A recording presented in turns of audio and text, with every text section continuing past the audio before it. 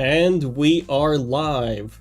Hello everyone and welcome to the Zone of Tech WWDC 2026 livestream. I'm pretty excited because, of course, WWDC is one of the two big Apple events in the year, right? And this one is said to be quite special. Like, we're getting the Siri 2.0 launch, right? Which is pretty much the biggest announcement. The iOS 27 improvements with a lot of AI features, macOS 27, watchOS 27, and maybe some special secret announcements as well. It's good to see you all here. Let me know if the audio works fine, if everything looks and sounds okay. Let me just bring up the chat. Yeah, so we've got about 30 minutes until the Apple event actually starts, right? So until then, I was thinking we can just chat about everything to expect, right? And then we can watch WWDC together. And after that, I'll be here back and we can all chat again about all the announcements that we'll see. Okay, so I do also have a very special announcement to make, which I'm gonna do at the very end of the live stream or towards the end, right? I think you guys are gonna love it. Okay, let me just slightly adjust some things here. Okay, let me bring the Apple website into view. So, oh, one sec.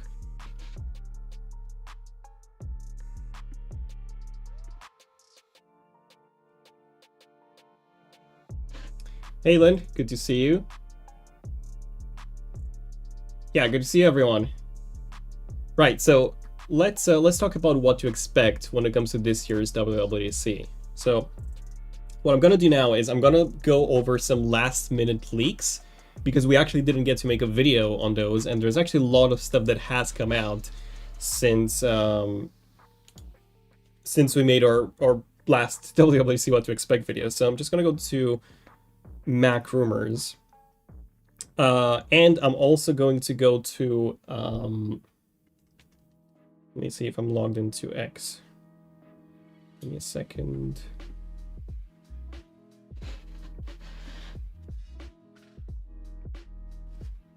And then we'll do a quick Q&A.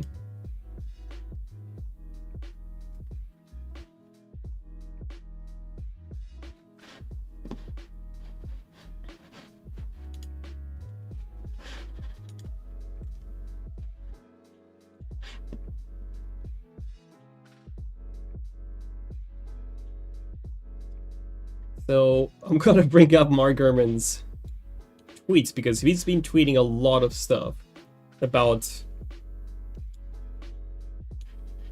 what to expect. Okay, so let me just share my screen so you guys can see this better.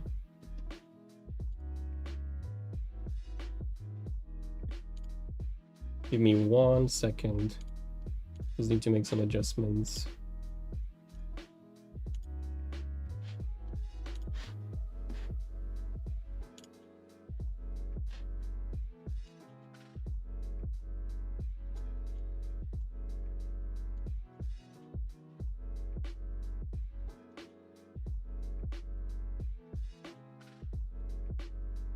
Okay, so now you should be able to see my screen, right?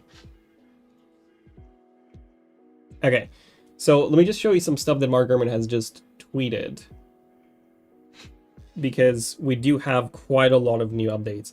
First of all, he's saying that the name of the new macOS is not going to be Big Bear, which is something I talked about in the last video. It's going to be something else, right? So I guess we'll have to wait and see what that's going to be.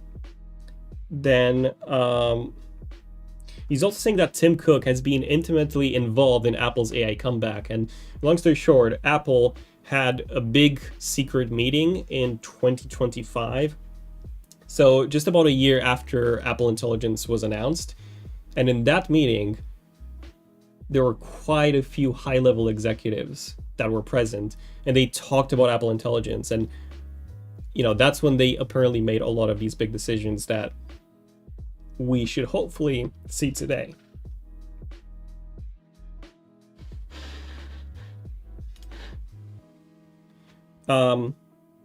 Yeah, he's also saying that in addition to AI, Siri, and major quality and performance improvements across the operating systems, he expects 2 other focal points today: privacy and also safety features. He's been tweeting a lot. And yeah, in terms of the actual expectations of the new Siri, he's saying that Apple's AI features and Siri should move from being completely subpar to being adequate. So yeah, we shouldn't expect, based on this, we shouldn't expect any major changes. We should expect just, you know, Apple's AI features to be better, but not outstanding. Those are some of the last minute leaks, right? It's nothing majorly new, I should say. It's simply just reinforcing what we already knew, that Siri's getting, of course, the big update, and that iOS 27 will have a lot of these smaller AI features. But yeah, it's not just Siri 2.0 that's coming, it's a lot more. Like, we're getting some photo editing AI features as well in the Photos app, which we'll get to see as well. But yeah, let me just go back to 1 second.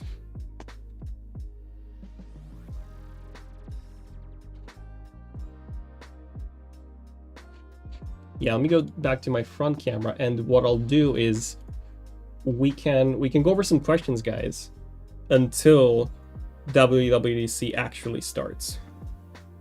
Let me go to Apple's website.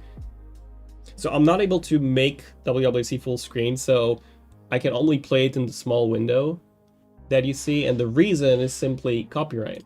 Apple is known to basically block or even copyright strike channels.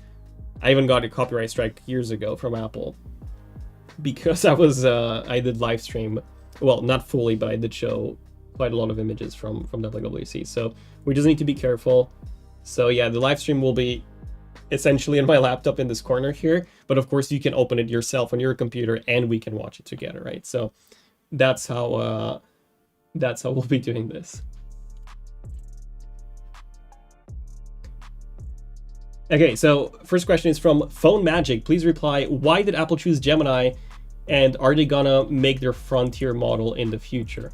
Okay, so just for a bit of context, as some of you may know, even though Apple is launching the big Siri 2.0 update, right, to compete with Gemini, Claude, and OpenAI, they're actually not, they've not built a new version of Siri, technically. They're using Gemini models behind the hood, right? So Gemini is actually powering the Gemini competitor, which is Siri, which I know that sounds crazy, but the reason why they've done this is because Google, Anthropic, and OpenAI, they're so far ahead that Apple just, you know, cannot keep up since they started so late. So maybe in the future we will actually see Apple's own model, but at least for now, for the next, I would say 5 years, yeah, I don't think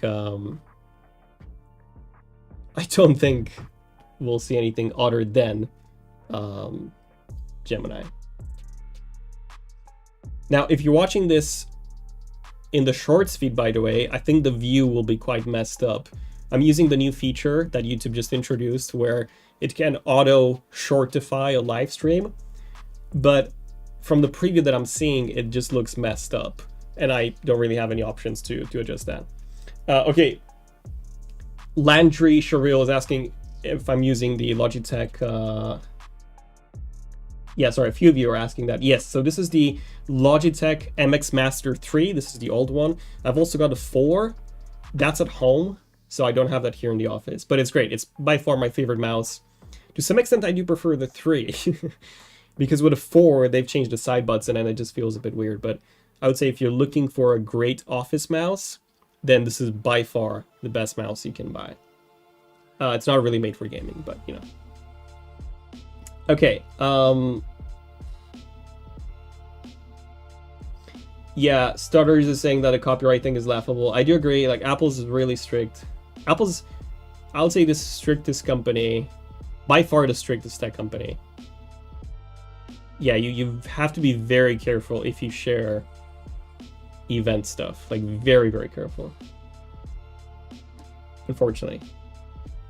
Which, I kind of get why. Like, at the end of the day, if 100 people, 100 tech YouTubers are live streaming the Apple event, then the actual Apple event is going to get less views. So when the live stream is over, it will look worse on Apple's end that, oh, they only got, I don't know, 100K views because everyone was live streaming it. So, you know, makes sense. I get why. It's just not ideal for you guys, but it's the best we can do. And like I said, at the end of the live stream, I do actually have a very special announcement to make, which I think you like. Raid is asking, is a MacBook Air M5 or MacBook Neo better for high school? Well, the M5, of course, will be the better option, but price-wise, the Neo is just incredible. You can basically buy 2 Neos, or almost 2 Neos, for the price of a MacBook Air, right? So I would personally go for the MacBook Neo, but it depends on your usage. Like, if you want to use it for a couple of years, right, then maybe the Air is a better option. And it depends on what you want to do. Like, yeah, if it's just office work, like talking about Word, Excel, that sort of stuff, the Neo is more than good enough. But if you're looking at doing some coding work, right, some development, or you want to edit some videos in the future, or maybe you want to game, right? If you want to do anything that's more advanced, then of course get the MacBook Air, or get a refurbished M3 or M4 for roughly the same price as the Neo. Gator is asking, how soon before we get regular looking glasses to watch a video on? Well, we already have that, essentially, right? Or, you know, we have the form factor. The Meta Ray-Ban displays are basically that. But they're just a bit thick, so... But it's getting there.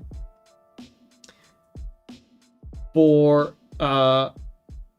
how many years can we expect 11 series iPhones to stay secure on iOS 26 as a daily driver? I'm not fully sure. I would say maybe 3 years.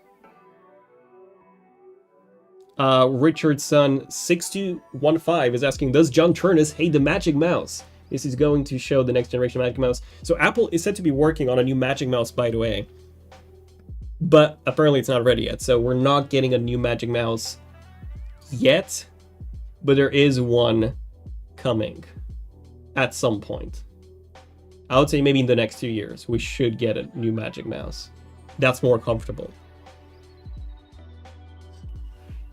Right, let me see if the Apple WC is not live yet. I keep... Every single time I click this, it automatically downloads a calendar invite, so then my window changes. Okay, the Apple event starts in about 15 minutes. Hey, Technically T. Nice to see you, man. Yeah, nice to see you, man. That's so cool. It's always awesome seeing other tech YouTubers in the chat. So far we've got T, we've also got Jermaine. Good to see you guys. Hope you have a good WWDC, right? And hopefully we'll get some hardware too. Realistically, I'm not really expecting anything massive. If we do get hardware, I think we'll get maybe the M5 Mac Mini. Maybe, but that's rumored to be October. So, yeah, we'll see. Ethan is asking your thoughts on Windows on ARM.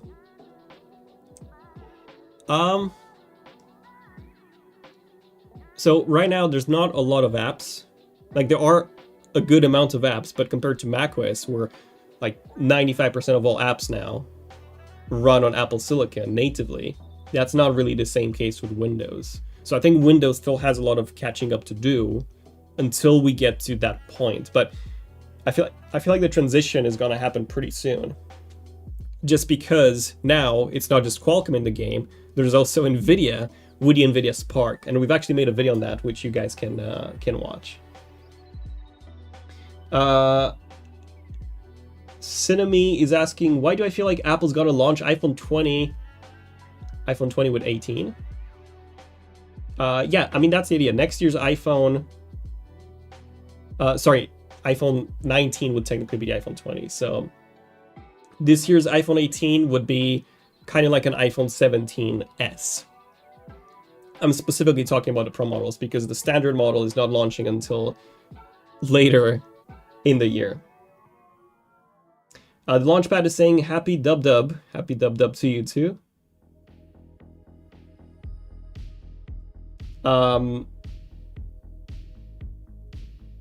David, hello David. David from our team actually is also here.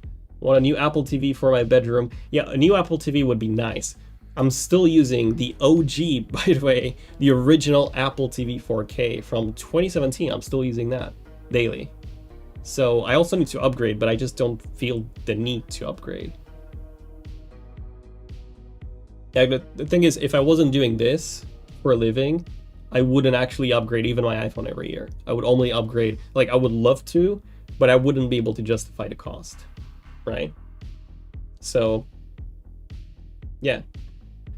Okay, the Apple website is not live just yet. Oh, Apple Keynote, okay. Okay, so I need to be careful. So you guys can see it in the corner. Right, I need to be very careful with this because we don't want the stream to be shut down. Yeah, so let me just adjust some of the settings here. Give me 1 second.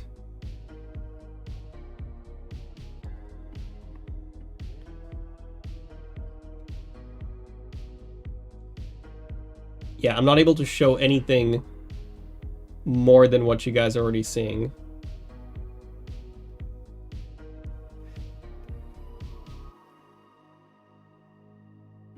Need to be very, very careful. But we can talk about it after. So after the live stream, sorry, after WWDC ends, then I can go to Apple's website and, you know, we can actually show some stuff. It's just the live stream itself, that's the one that I literally cannot, you know, for obvious reasons, unfortunately. So if I transition to my side camera, there we go. This is how I'm gonna have it, right? But I think I'll switch to the main camera, the one that I just had before.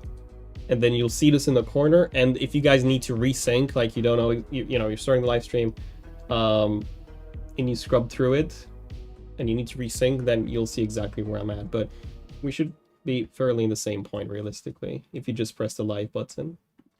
Okay, let me switch back to the main angle. There you go. I'm gonna make this full screen.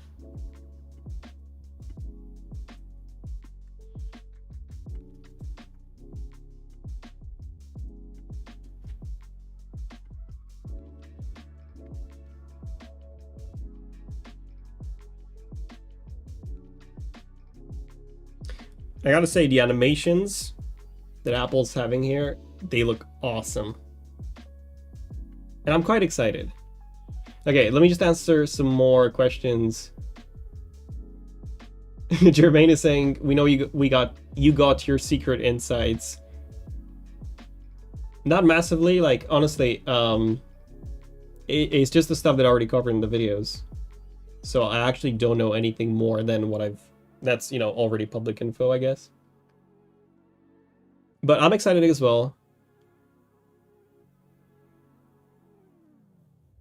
Martin is saying, very at least I have a mouse right there, but you're using the trackpad. Yeah, sometimes I do switch between them depending on which one's more comfortable to use at that point.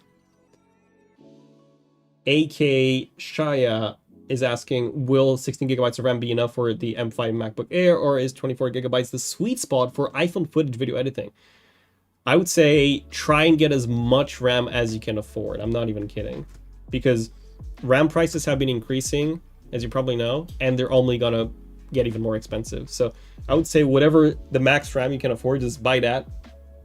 And if you need to sacrifice storage for it, just sacrifice storage for it. You can always, you know, get an external SSD, whatever. You can do that, but you cannot get more RAM. So always get as much RAM as you can afford. And I would say 24 gigabytes is the new 16. Right? So 24 is the new 16.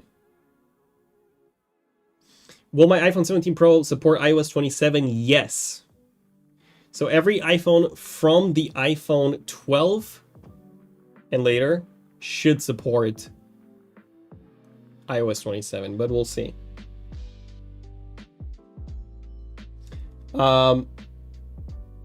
Hey Anna, sorry, I'm like butchering your name. Gaurav6616 is asking, any new products, as this is Tim Cook's last appearance as CEO? Okay, so I don't think this will be Tim Cook's last appearance, but you're right, as CEO, this is technically his last time as CEO. I think he'll still be on stage in the future, maybe to lesser extents, but yeah, we're not expecting any big new products, right? So if you've watched or what to expect video, I was talking about some potential hardware launches, like an M5 iMac, an M5 Mac Mini, right? Maybe an M5 Ultra Mac Studio, but that's like a big stretch. So yeah. Oh, we just got a donation. Fawad940, thank you so much. Hey, just want to say thanks for all the great work you do for us in delivering us amazing content. Thank you. Is the iPhone Ultra worth upgrading over the iPhone 17 Pro Max? Well, first of all, again, thank you for the donation. Here's the thing, the iPhone Ultra is a different type of product. It's not the same as the iPhone 17 Pro. Like, you're getting a bigger screen, sure, but you are losing one camera module, right? You're probably gonna get worse battery life. It's a different product, completely different product. So I would say, if you want to switch to a foldable, then that phone is for you. But if you don't like foldables, then the iPhone 17 Pro is actually better, right? It's like trying to pick between a laptop and a tablet in a way, like different devices, different purposes. So I'll get one and I'm gonna switch to it because I love foldables. And yes, I will miss the camera on the 17 Pro Max or 18 Pro Max, whatever. But I will 100% switch to it, and I will have a 17 Pro or Pro Max as well, but that will be just for the studio. So what we usually do is we get multiples of the same phone. So we actually have two 17 Pro Maxes, one that I'm using and one that the team is using here for filming. So yeah, we'll probably just get one 17 Pro Max instead of two because I won't be using one. Sorry, 18 Pro Max. I keep calling it 17 Pro. Yeah, we got 7 minutes left. Okay, speaking of the iPhone Fold, okay, a lot of you are asking me about this. I've got the dumb unit right here. So this is the, let me switch the camera really quick. Side camera. There you go, guys. Side camera, and I'll have to switch back from this because, copyright issues. So this is the iPhone Ultra, right? There you go. It's very short, very fat. Okay, this is against the iPhone 17 Pro Max. Big difference here, right? It's very, very short. But then if I open it, let me just do this now. If I open it, oh, what's this? It is now quite a bit bigger, right? It's wider or taller, depending on how you look at it. Or I guess wider in both cases. But look, it's not for everyone, honestly, and it's going to be very expensive. It's going to be almost double the price of an iPhone 18 Pro. But if you want a device that's better at multitasking because you can run two apps at the same time, then yeah, it's not going to be the best foldable, let's be honest. It's not going to be the best foldable, but it's a foldable iPhone, and if foldable iPhones were what you were asking for years, like in my case, then sure, it's going to be a great device, but it's not going to be for everyone.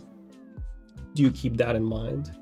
Yeah, let me switch back to the front camera to avoid a copyright strike from Apple. Dragain is saying, do you have an iPad mini that you could compare it to? I do actually have one. I'll do that after the live stream because I need to grab it. I don't have it in front of me, but it is in the studio, so I just need to go and grab it. But yeah, so if you stick until the end of WWDC, then we'll actually talk about all the announcements. We can talk about the iPhone Ultra more, and I can grab that unit, and I can show you some comparisons. We did actually do a video. So there is a video on the channel where I did compare the iPhone Fold, or the iPhone Ultra, against other foldables, including the iPhone 17 Pro and the iPad mini. So you can watch that. It's live. Went live 2 weeks ago, and we will be doing more updates, by the way. So stay tuned for those updates on the iPhone Ultra. Frey is asking, using an iPhone 13 Pro right now, should I upgrade to the iPhone 17 Pro Max or wait for the iPhone 18 Pro Max? I would say wait. We're already in June, right? So the 18 Pro Max is like 4 months away. You know, you can probably wait 4 more months if you've waited this long. So wait 4 more months, see what upgrades the 18 Pro comes with. If you're not happy, then just buy the 17 Pro refurbished, right? So that would be my move. Yeah, I would say, honestly, I would say when a new iPhone comes out, if you haven't bought it in the first 3 to 4 months of launch, I would say it's better to wait. Or at least wait for a good discount. Okay. Okay, the Apple event is 3 minutes away. Someone's asking somebody's asking how did I suddenly get 300 XP? Yeah, if you comment, guys, you actually get experience points, and then you get a ranking, which is pretty cool. We can also have a super chat goal here, but maybe we can do that later. Yeah, we can do that later. Okay. Have you seen the new iPhone colors for the 18 Pros? Yes. We will be doing a video, an updated video on that, which should be coming next week. Yeah, we've already covered the initially leaked colors in our last video, but stay tuned for an updated one. Anushi's saying that nothing comes close to the iPhone Air. That's true. I've also got the iPhone Air here in the studio, so after WWDC ends, we can spend some time together. I can grab some devices and you guys can have a look. That's why I've got the side angles, so that I can show you some cool stuff. Ty is saying, thinking about getting the MacBook Pro as my first Apple product. I won't be doing any creative work, just want it to last me for a long time. If you're not doing any creative work, just get a base MacBook Pro. You can buy it right now, the M5, because the MacBook Pro is getting redesigned with the M6, but the base model is actually not getting a redesign. So I don't think you should wait for the M6 if you're interested in that base MacBook Pro version. Okay, 2 minutes away. 2 minutes away. I'm quite excited. Yeah, I mean, I kind of know what to expect based on, you know, the leaks that we've had. But I'm still excited because even though there were a lot of leaks, I feel like there's always more. And watching the events is always way more special than, you know, reading the leaks, I guess. Even when you know everything that Apple's gonna launch. Yeah, there's gonna be a good morning very soon.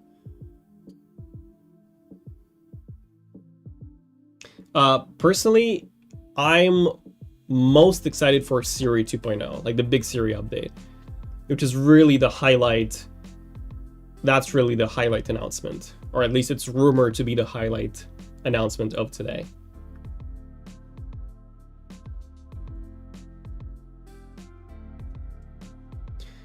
But based on what Mark Gurman has tweeted, it's not going to be as good as some of the other options on the market right now. And there we go. The Apple event has now started. Oh man, the animation is so good. I'm pretty sure this was done in Blender, just by the looks of it. It's actually similar to some of our wallpapers, the whole style. Ah, that's gorgeous. Yeah, so I would say what you should do now is you should also open up the Apple event in a different tab, and then have both the Apple event and this live stream side by side. lowered the volume slightly of the Apple event, I guess, so you can still hear me, and we'll be able to watch it together. Okay.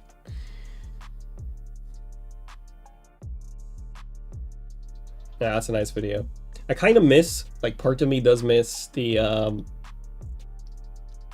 you know, the in-person Apple events. You know what I mean? The in-person, on-stage Apple events.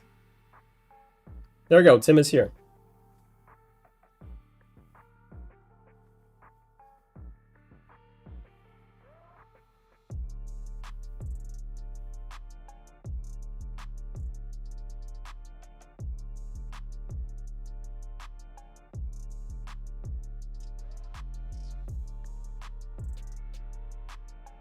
No, he's not rocking an Apple Watch Ultra. He's rocking a Series 11.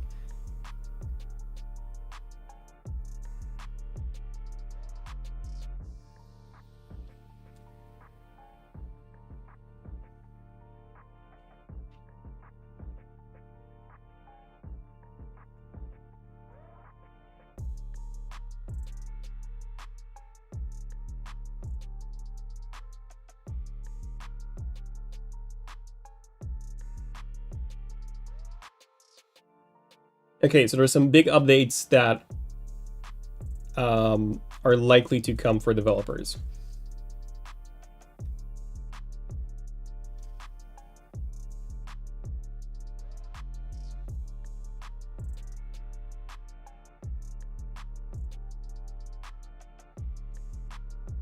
But Wad is saying I expect him to be emotional in the end. Maybe. This is his last event as a CEO indeed, so we'll see.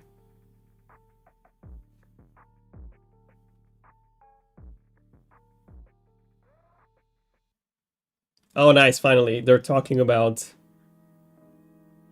yeah, the moon trip, where the iPhone was used to take the photos.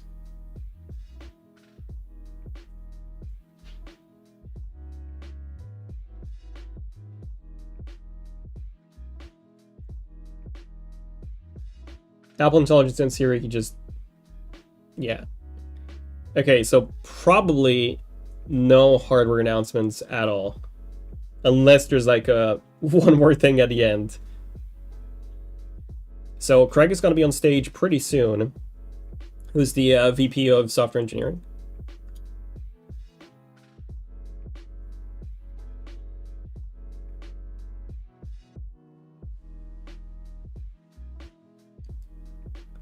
There you go, platform improvements. So the Snow Leopard kind of improvements that we were talking about. Trust and safety.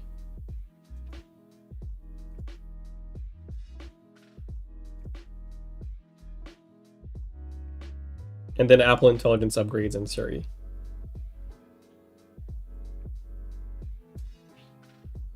Apple Park looks amazing.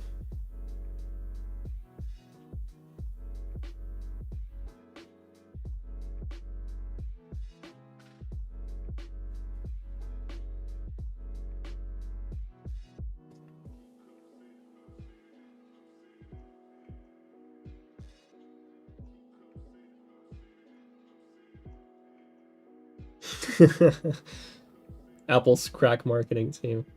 That's always a good one.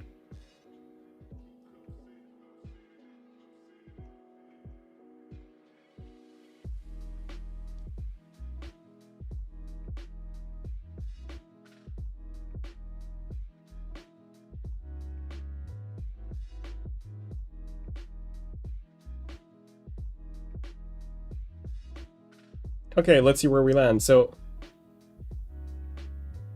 it looks like we're gonna start with macOS.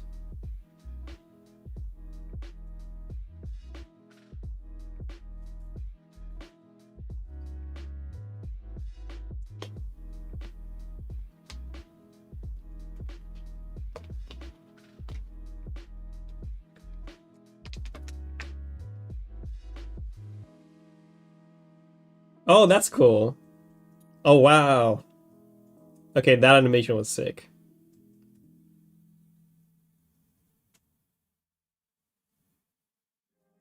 That's awesome.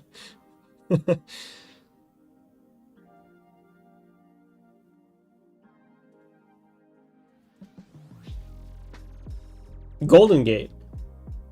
Really? macOS Golden Gate? Yeah, I mean, I'll take that. And there's no logo?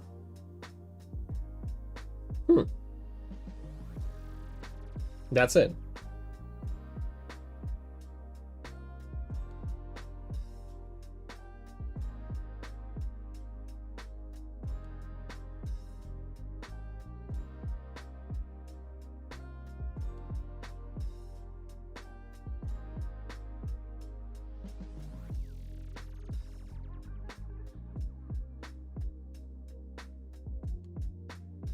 Yeah, so this was also shot on iPhone. You can probably tell by looking at the background blur. It's almost non-existent.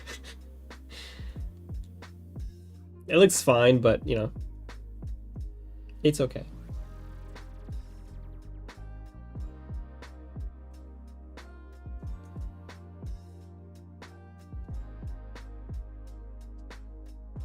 iPhone app resizing, star ratings, and photos. Oh wow. Wow. I wanna see some numbers.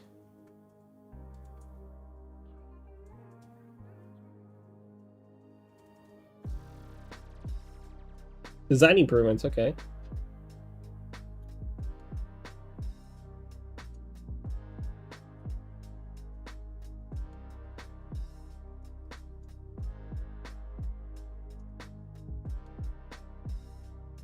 So we're set to be getting some liquid glass improvements, at least based on the leaks. Let's see.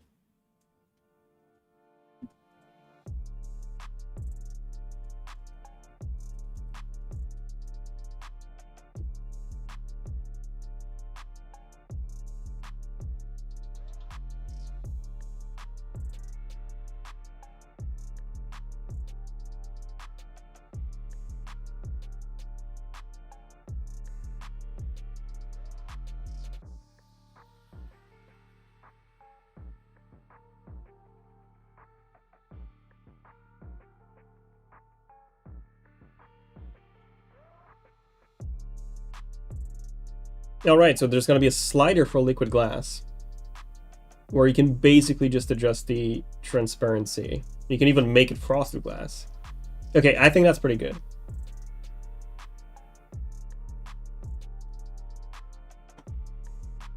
Okay.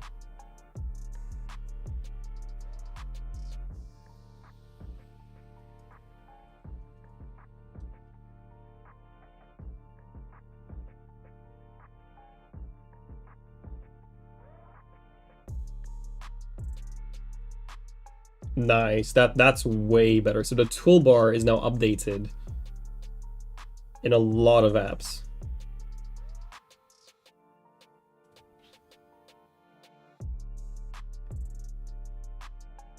Oh my god, that's beautiful. Look at that. Look at how the content now goes behind the sidebar. That's beautiful.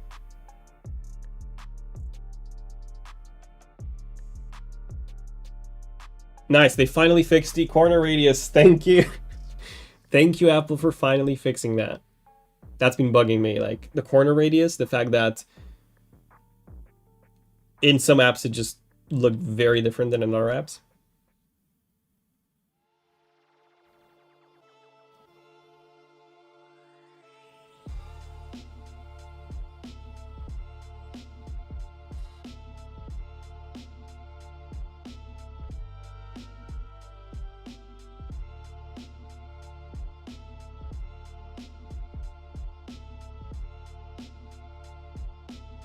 Right, so the icons also got a slight update.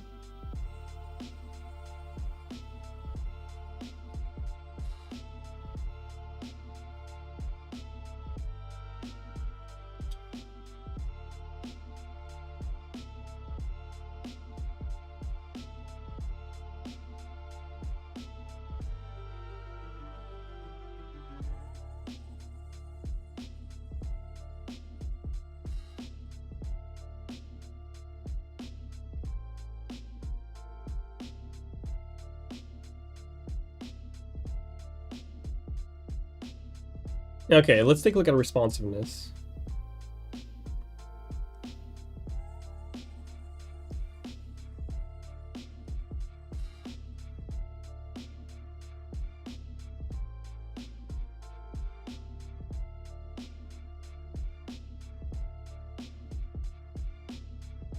%30 faster app launches. Okay. Okay, that's pretty good.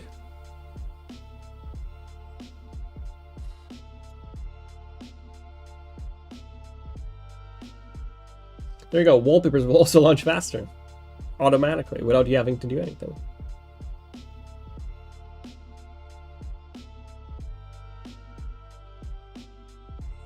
%70 faster loading for new photos and photos. 80% faster airdrop transfers. Okay, this is very significant. That's almost twice as fast. Oh, wow. 5 times faster browsing and file transfer in the Files app. That's insane.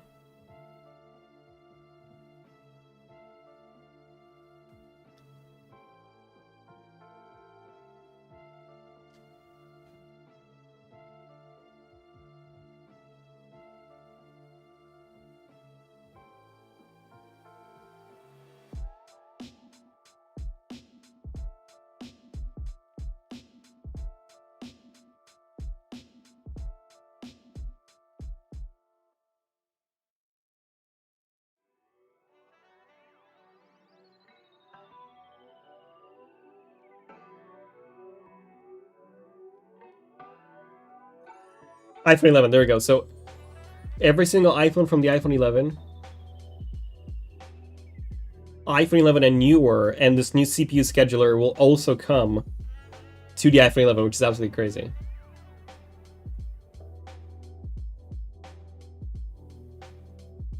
Oh wow, iOS 27 is available to more iOS users than any iOS release prior to it.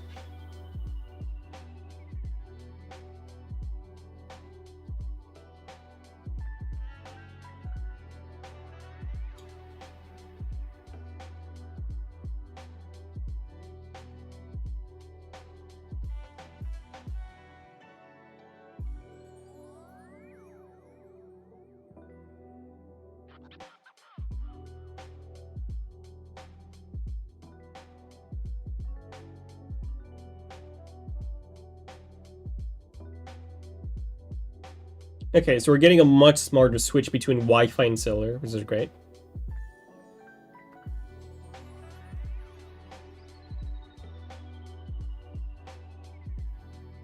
Oh, nice. When you're sending photos or attachments, you can see the progress way better.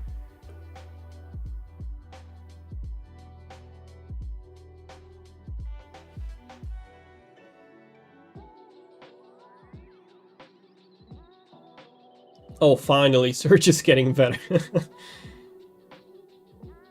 Search has been so broken on macOS specifically.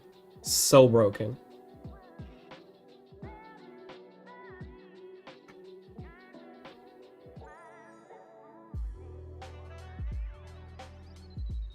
Search in Mail has been the most broken thing I've seen in macOS ever.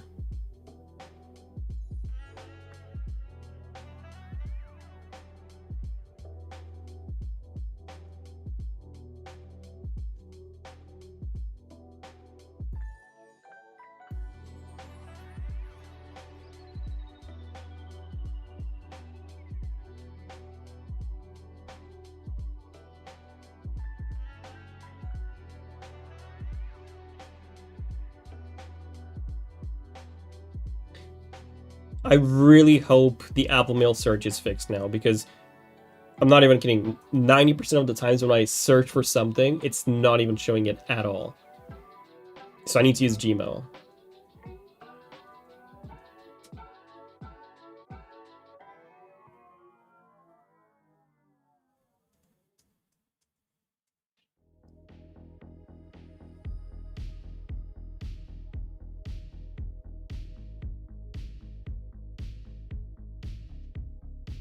Oh, your friends on Android can now join an iCloud Photos library?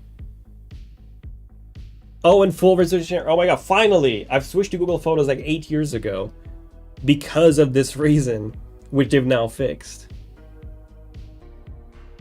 Okay. Okay, this is awesome. I don't think I'm gonna switch to Apple Photos again because I've got all of my albums, you know, already configured and set up in Google Photos. But this is still really good.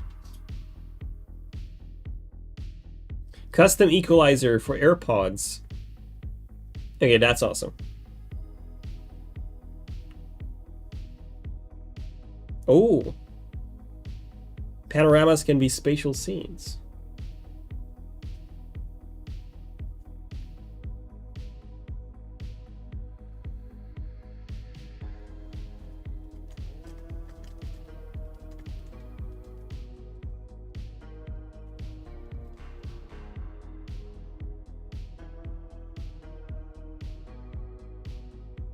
Oh, wow.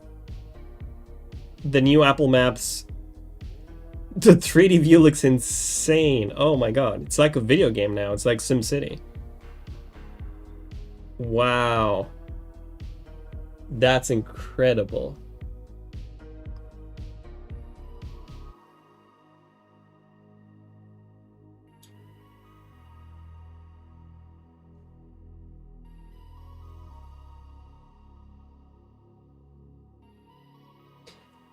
I do find the structure of this Apple event to be weird. Because they're talking about the 3 changes that applies to all platforms. They're not talking about each platform like they used to before. So it's a bit weird. Because like I'm wondering, is Vision Pro getting more changes than just the panorama changes? Or is it literally just that? I don't know. I guess we'll see. They come back to it.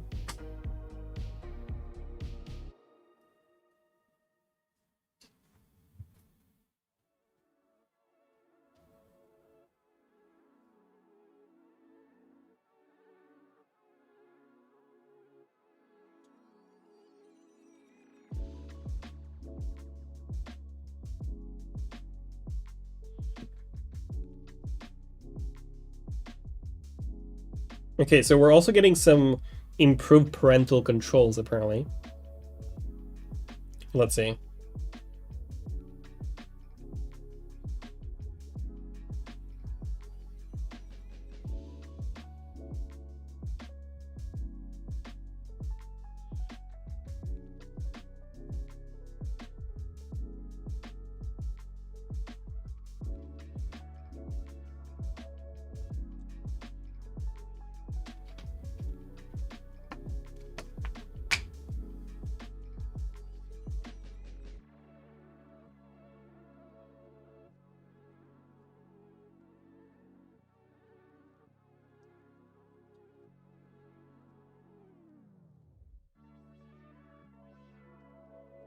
I gotta say, parental controls are not really something that I'm vastly excited about, but you know, it doesn't apply to me. But it does sound exciting for parents.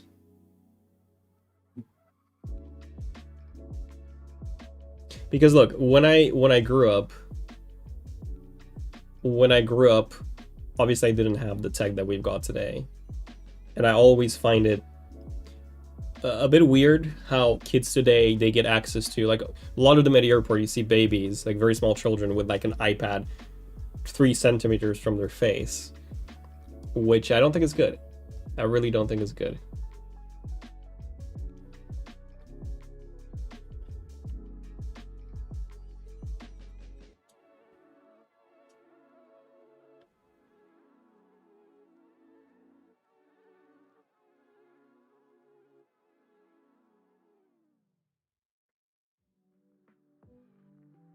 Child account, okay.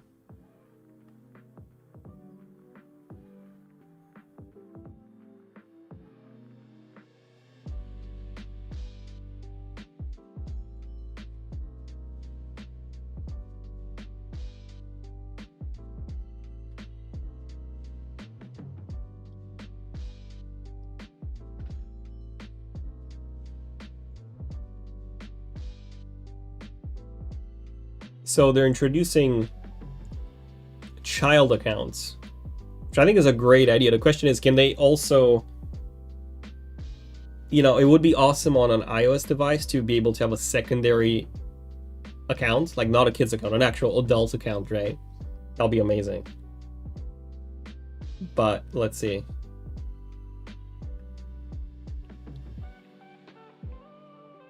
Because you can already do that on Android, and yeah, like for example, when we need to film a video, and let's say we've only got an Android phone, it's really easy because I can just put it on the, you know, ZONEofTECH account or, you know, guest account, and my team can use that.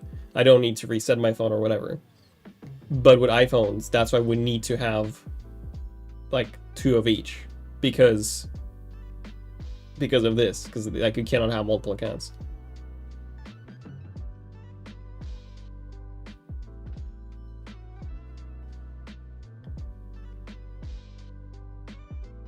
Okay, this is great. So you set a child account, and then you can pick a selection of apps for your kid to use.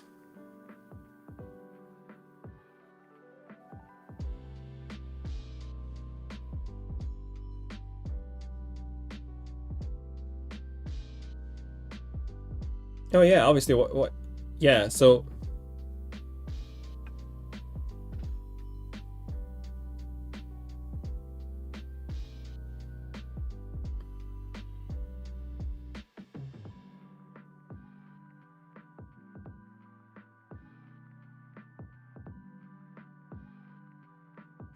Ask to browse. Okay.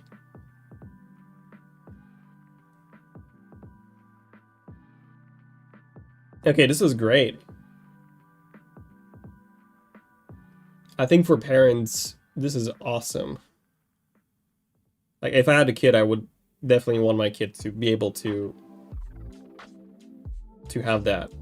Long story short, asking for permission to use apps or websites, and then if, you know, the parent thinks that's appropriate, then they can give access, which is great.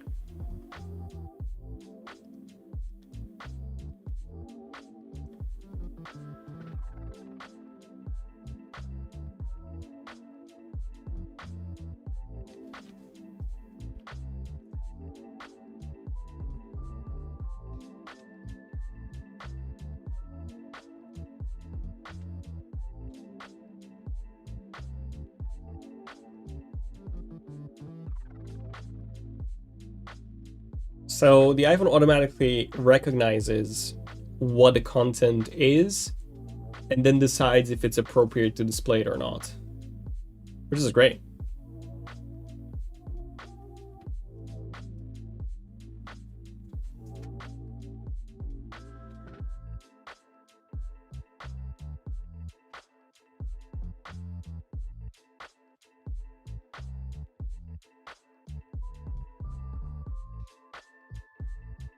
Time allowances, okay. Oh, nice. So you have different categories, and then you have a daily time allowance for those categories. Oh, that's awesome.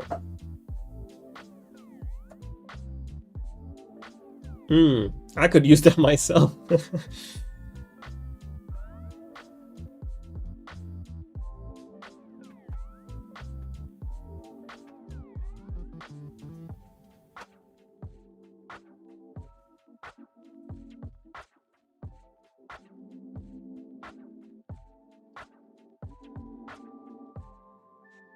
And then you can have social media allowances as well.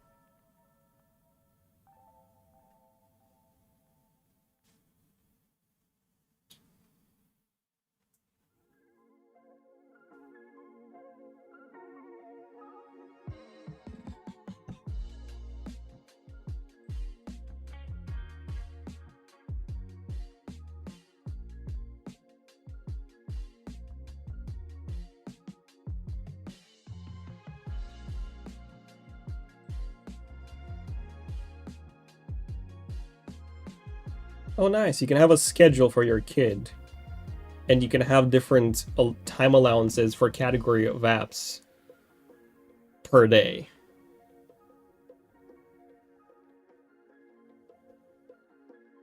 And this is awesome. I would actually love to use this as well, because I feel like I do spend way more time than I should scrolling on X.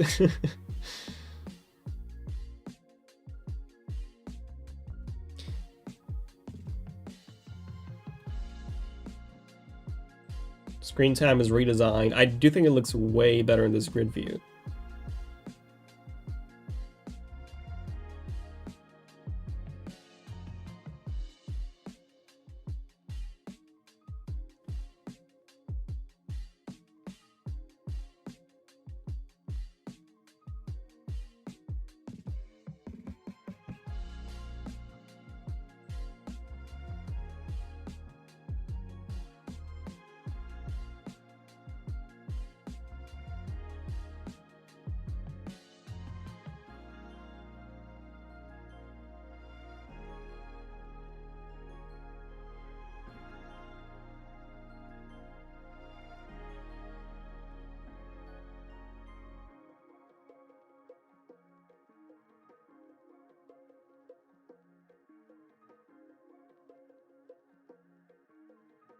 Wow, there's a lot of new APIs for developers. Sensitive content analysis, permission kit, all to just help, you know, kids manage their screen time, which I think should be for adults as well. So I'm curious how this would apply to adults, because I'm sure every single one of us would want to monitor our usage more so that we can see exactly where our time goes, right?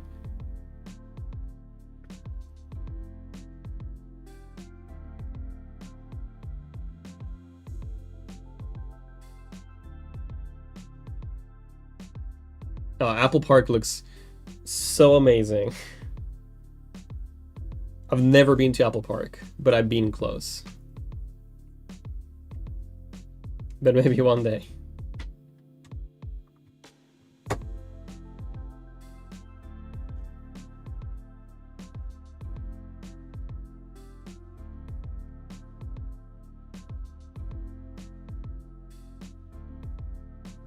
Okay, now we're finally talking about AI. So Apple Intelligence is next. This is where the interesting stuff is going to be. And then we'll have to see if Siri is going to be a part of this announcement, or if Siri is going to be like a completely separate announcement after this.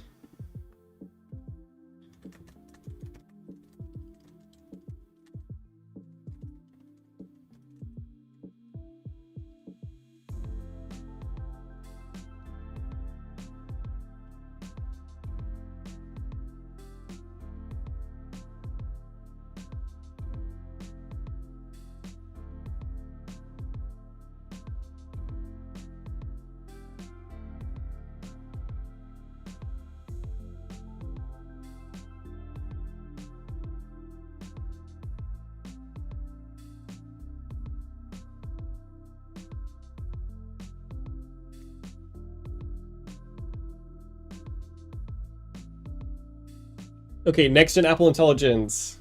Let's see.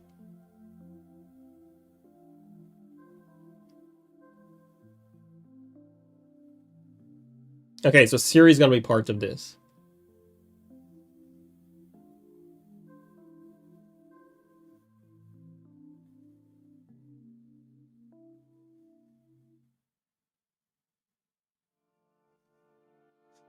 It's Gemini. And the heart Apple Foundation models, okay. Yeah, there you go. Deep collaboration with Google. Yep.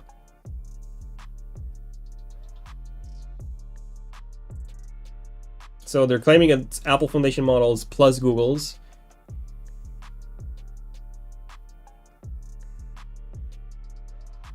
And they're still using private cloud compute. Okay.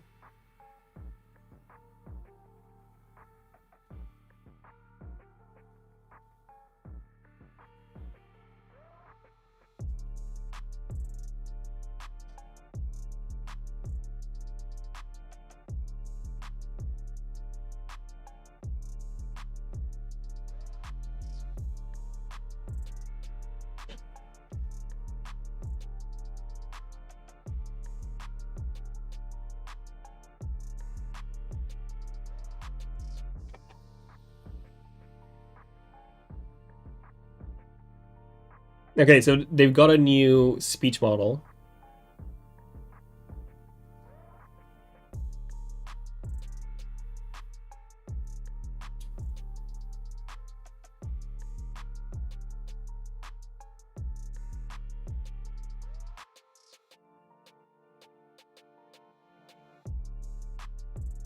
Personal context understanding, which is what they promised 2 years ago.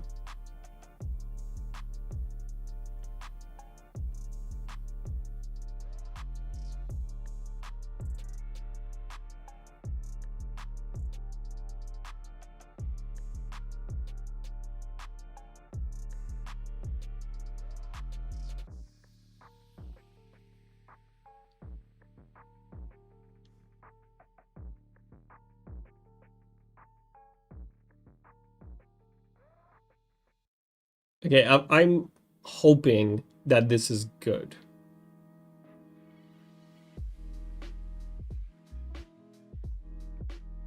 Okay, so far it's very similar to what they announced 2 years ago.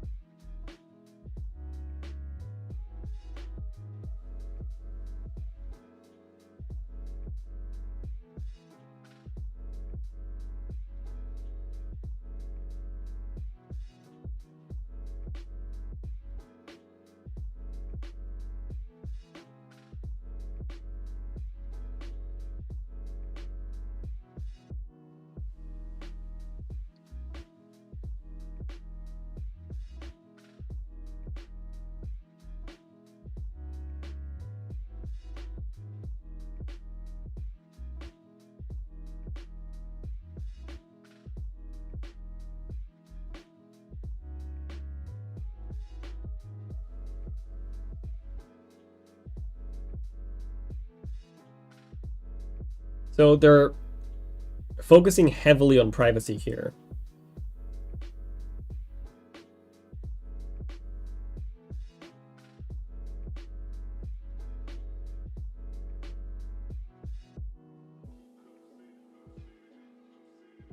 Okay, let's see some demos. And let's see the new Siri.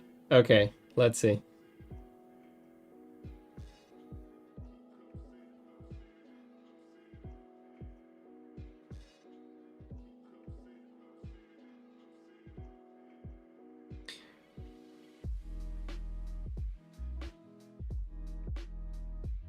Mike Rockwell, the main guy behind the Vision Pro.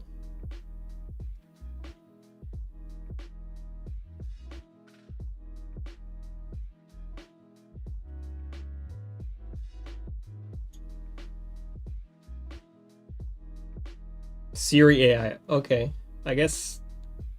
Yeah, sure.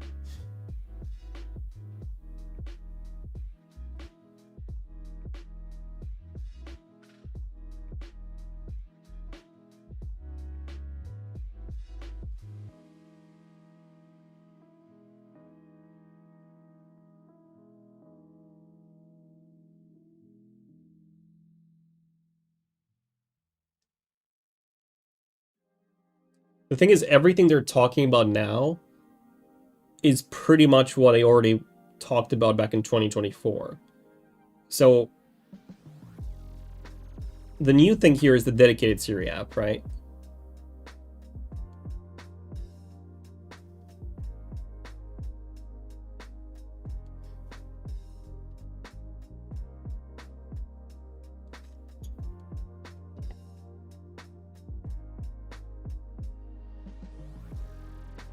There we go. So the design that Mark Gurman leaked, that's actually the real design, where Siri lives in the dynamic island. It's pretty cool. I think that's the best place for Siri.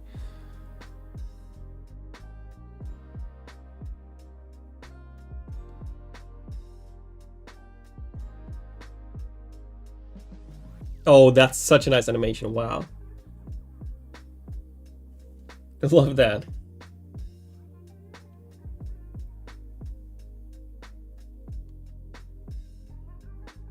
Okay, there you go. That's the contextual awareness. You can ask something and then you can do a follow-up question right away. That's great.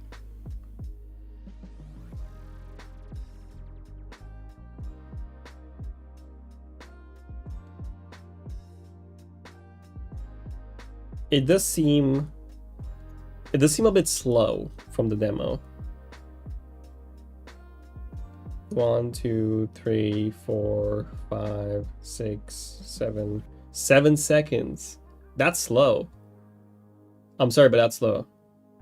I know it's system-wide, but it is slow. And keep in mind, that's in the demo. So it might be slow in real life.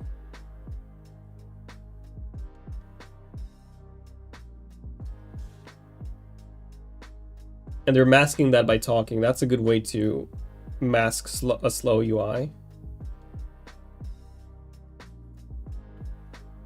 1, 2, 3, 4, 5, 6, 7, 8, 9, 10 seconds. Oh my god, to respond. That's very slow, guys.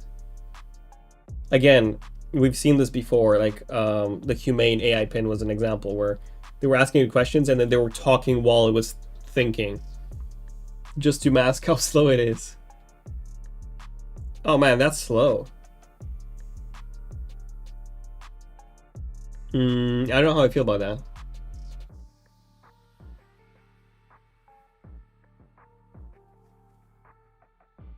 There we go. That's the new Siri app. That's what it looks like.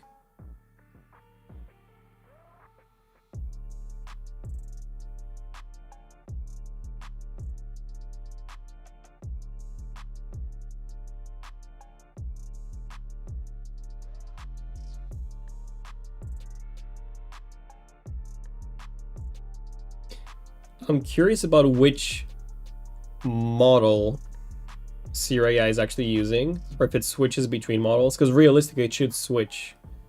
Based on the things you ask it, it should automatically switch between the models.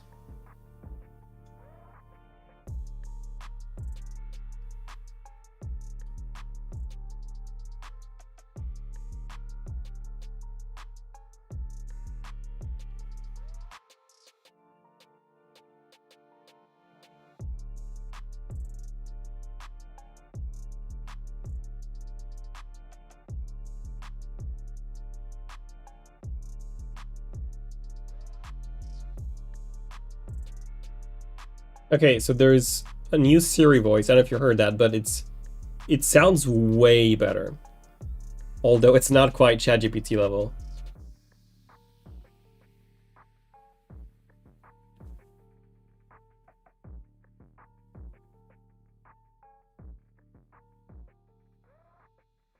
It is way better, like way, way, way better. It's not the best one on the market, but I would say it's close.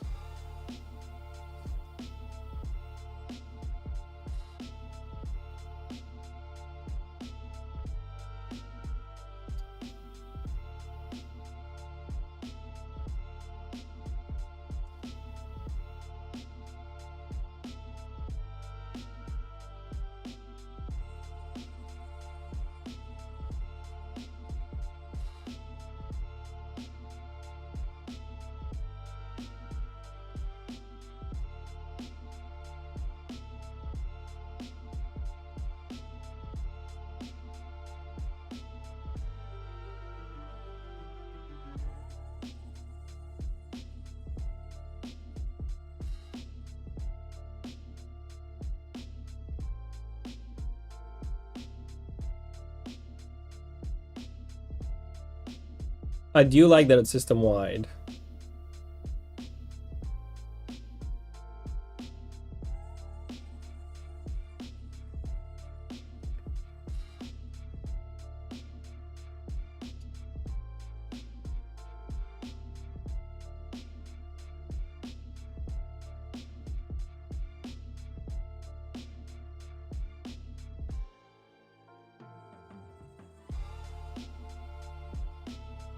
Three, 4, okay.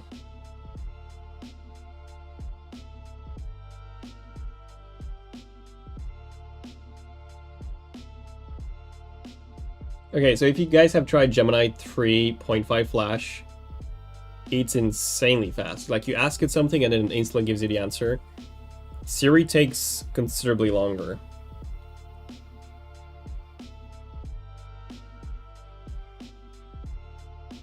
Now, it could be because they're using a better model, Maybe they're using Gemini 3.5 Pro. I don't know. Or maybe just switches between them. That would be the smart way to do it.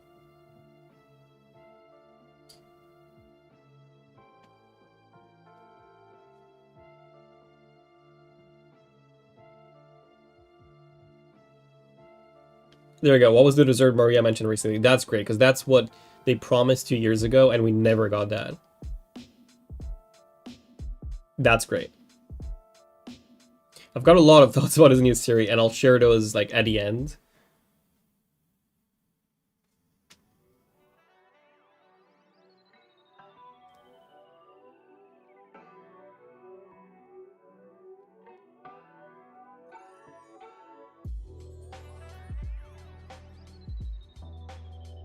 Yeah, I would love to get all the technical details on the new Siri.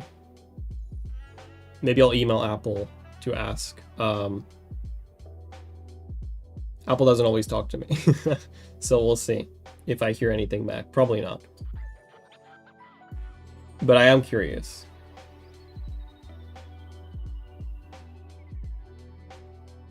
I mean, look, design-wise, I think it looks great. I think it's probably the best implementation of a global AI assistant. I think this is better than Google's. And yes, Gemini is also system-wide, but this is like better in terms of visuals, at least.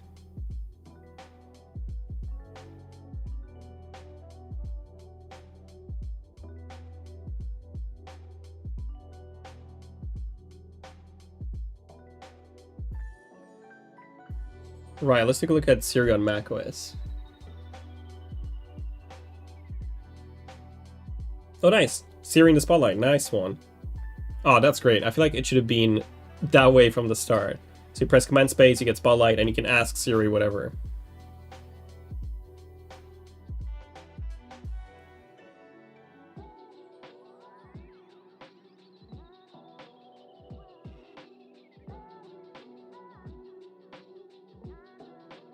Oh wow, that was quick. So you've also got the Siri app on the Mac as well, which I hope they'll show us soon. I just love you can open up Siri from the spotlight. I feel like it should have been that way from the start. Oh, that's awesome. If you guys have ever tried Alfred, that's also really good, but this is, for me at least, superior.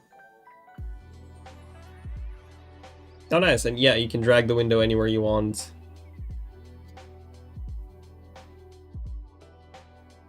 Okay, that's pretty good.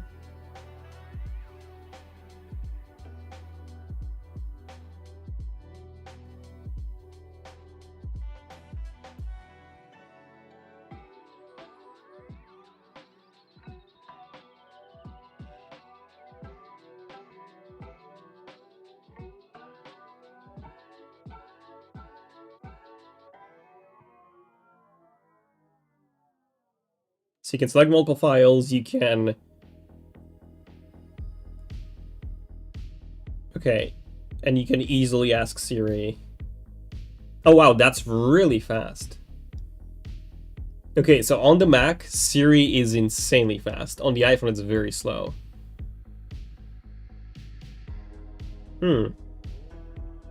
So they did say they're also using local models. So part of it is locally run, part of it is run on the cloud.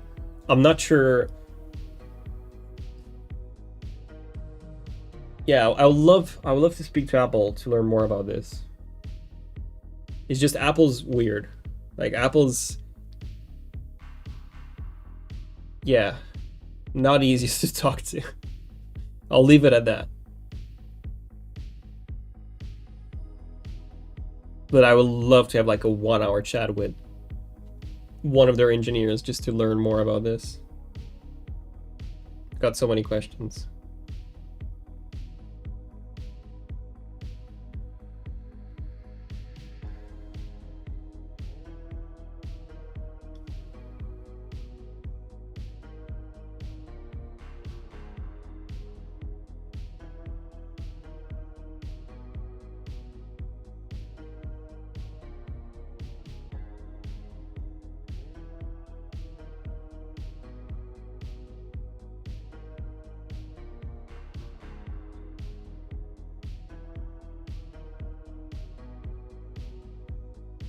There we go, dedicates your app. So now we can finally see it. So you can expand, you can quickly launch Siri using Spotlight Search, and then you can expand that. Oh, okay.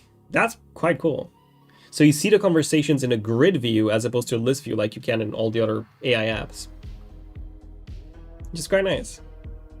You can see images in that preview. There we go. Siri AI is also coming to watchOS.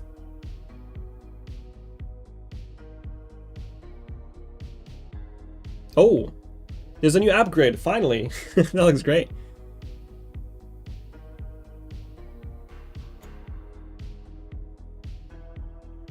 Wow, Siri looks awesome on the Vision Pro. Oh my god, that's amazing.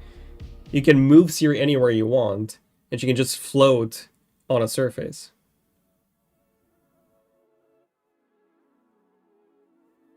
That's awesome.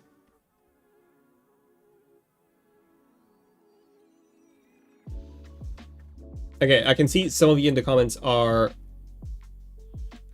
yeah, there's a lot of conflicting comments. Some of you are happy that she's slow, some of you are upset. We can talk about it later.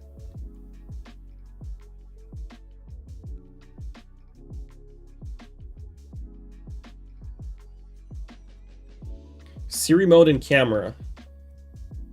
Okay, so this is the equivalent of, this is visual intelligence, but it's now built into the camera, which was leaked, by the way, but I do think this is better.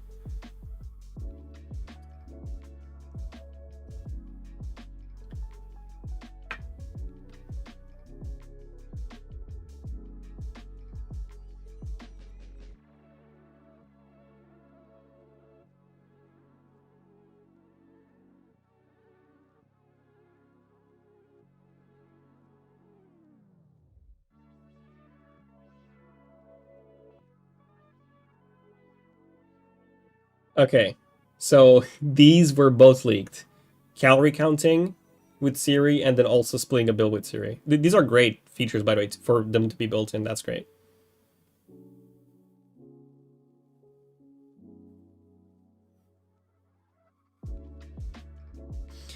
Yeah, so we'll talk about the Siri speed in a second. I'll expand on that more, but it does not seem to be an issue on macOS.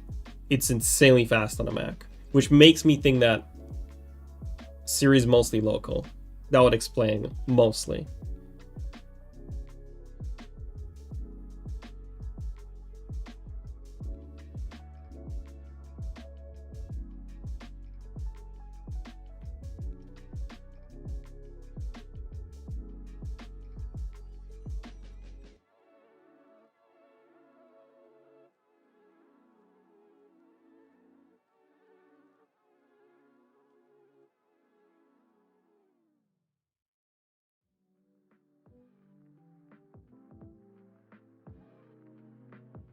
Yeah, I'm curious if they'll announce any more VisionOS features, or if it's... Oh, you can ask Siri about physical objects. Okay, that's really cool.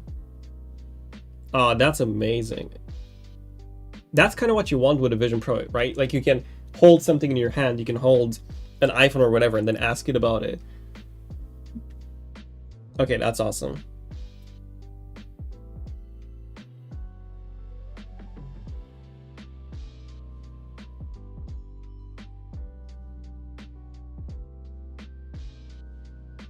I'm honestly very excited to use this new Siri. I just wish you could adjust Siri's intelligence, which is something you can already do with all the other AI models, right? You can have thinking modes.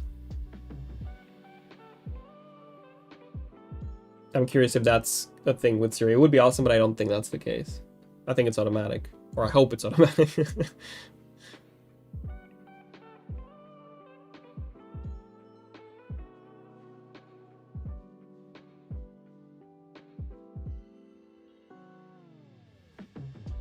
Automatic proofreading. Okay, that's great. That's system-wide. And I love the new watchOS app launcher.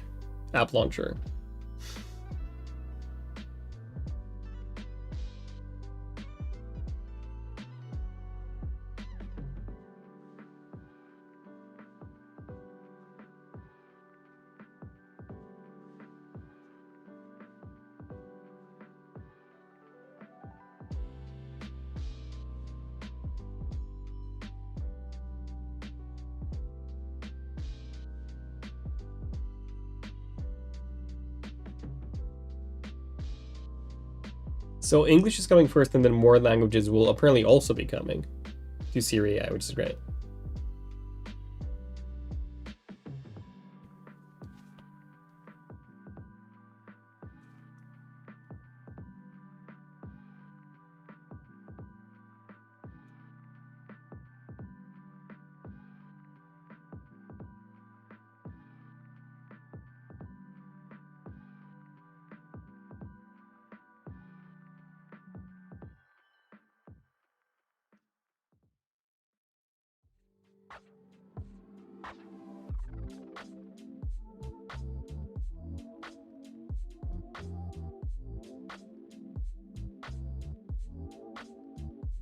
Okay, so we're getting some new features as well in Safari, passwords, and other apps with Apple Intelligence, or thanks to Apple Intelligence.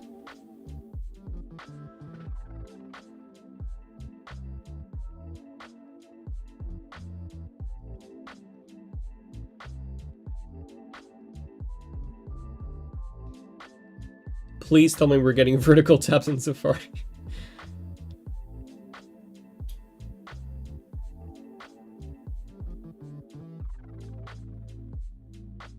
Topics.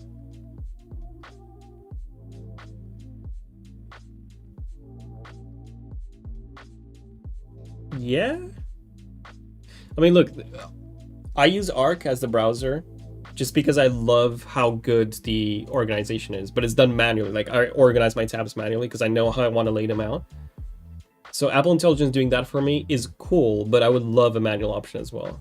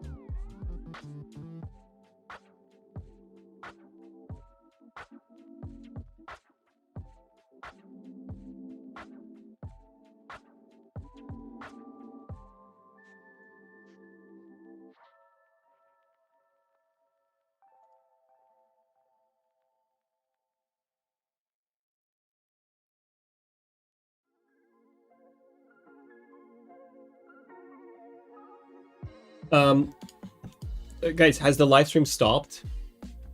I'm not sure why, but my YouTube page actually crashed. But it seems to be still working.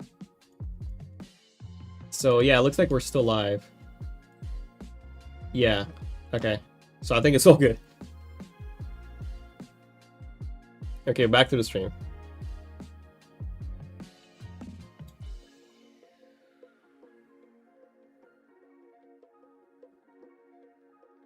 Oh, nice. You can automatically update.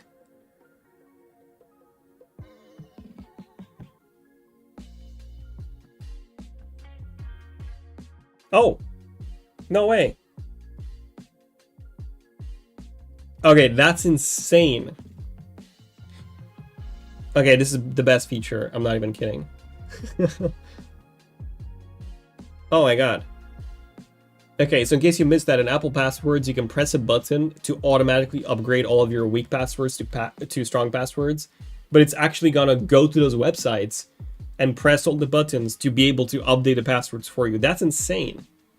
Because I thought when I heard about it, I thought it would just do it in the Passwords app, but no.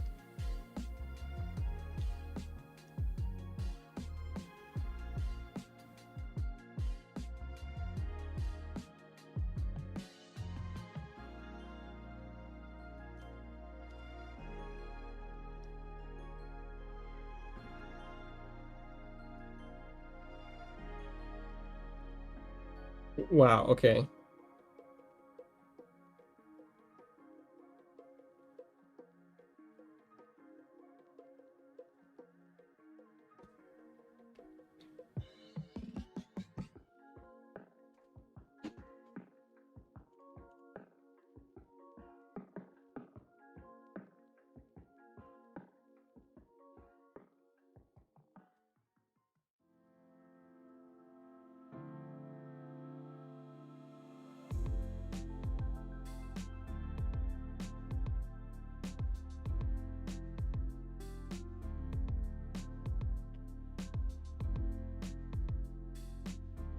Oh, wow.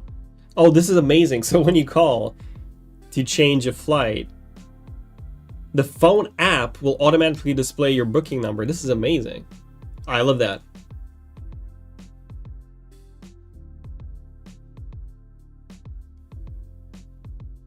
Wow. Okay.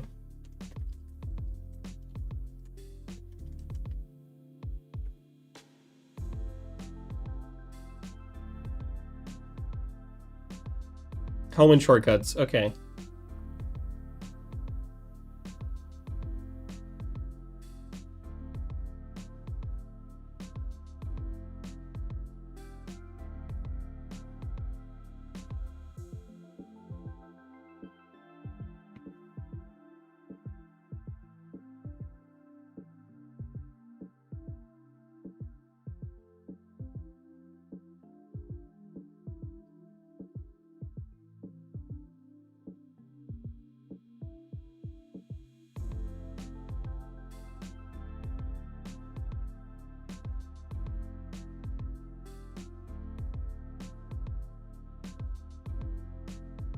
Oh, wow. So this is awesome. Linking the cameras together to show you the footage of what actually happened. This is amazing.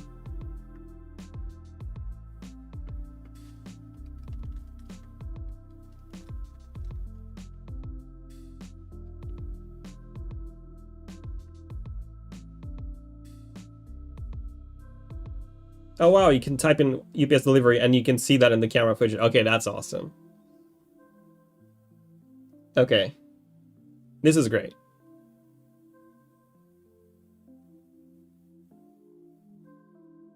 And up to 4K for cameras, which I didn't even know that was not a thing.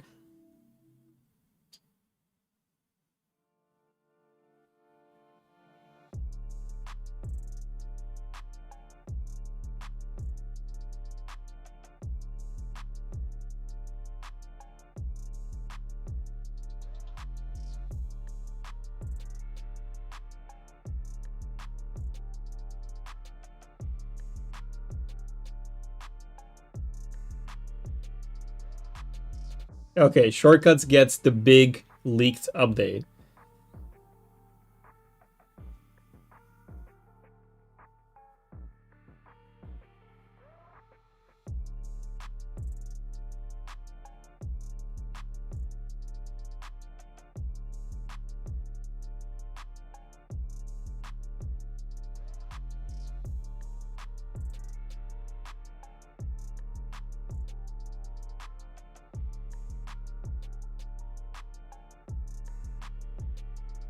Okay, this is awesome. So basically you can just describe in Shortcuts the automation and it's going to build it for you. You don't have to build it manually. Okay, I love this because this is, I made some shortcuts, but it just takes a while to build them. And this is going to be, this is going to make them so much faster to do.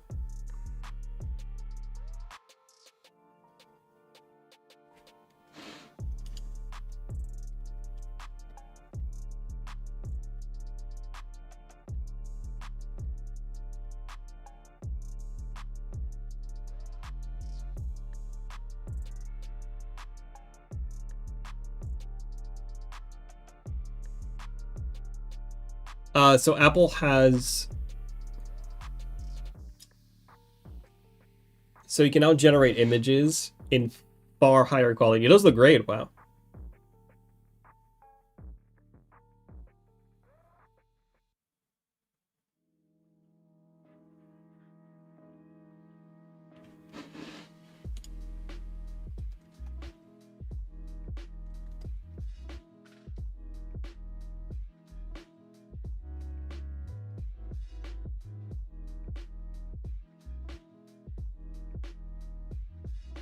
Yeah, this is great, guys.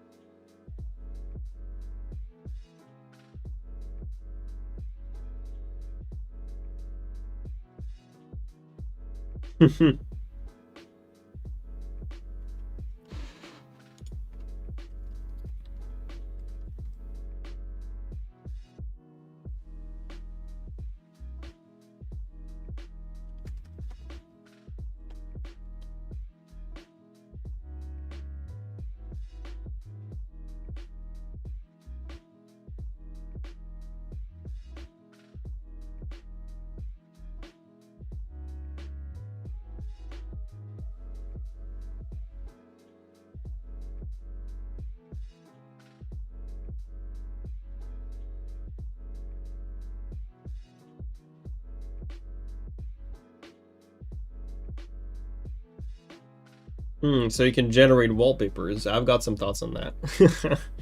This was leaked before, to be honest.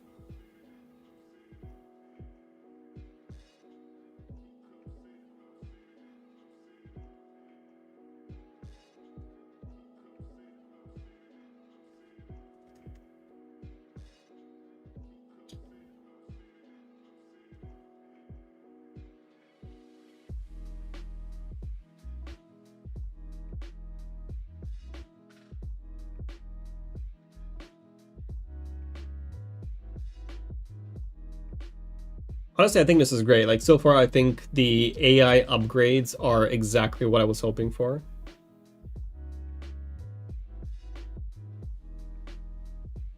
And I just think Apple's... I'll talk about this more, but I do think Apple's implementation of AI is more cohesive than Google's.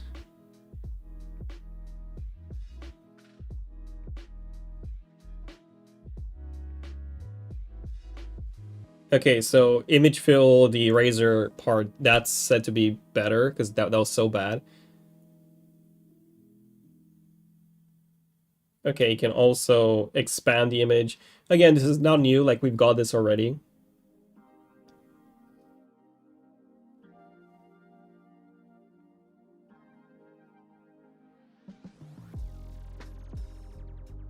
New editing tool. Okay, let's see.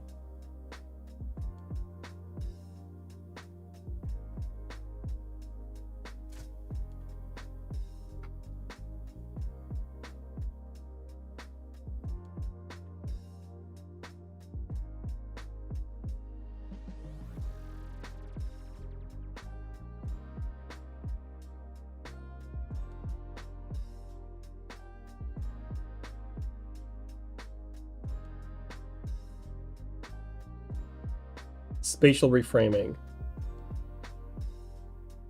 Okay, let's try this.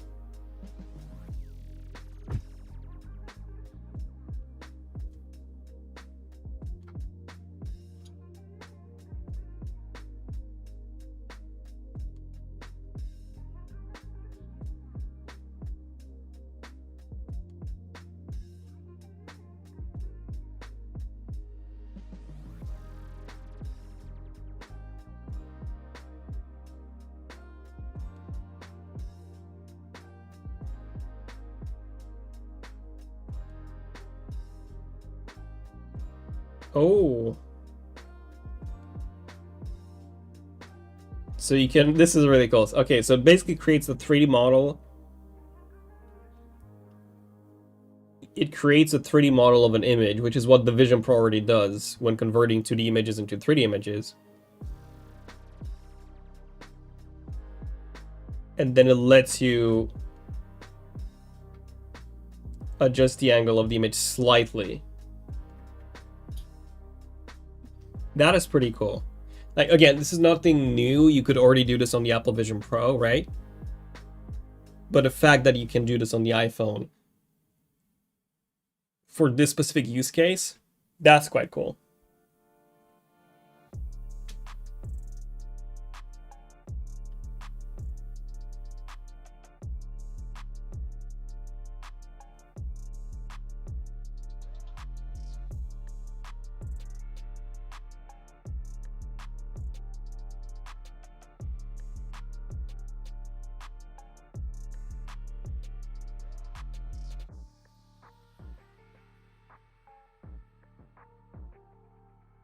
That was really cool. Yeah, reframe is awesome.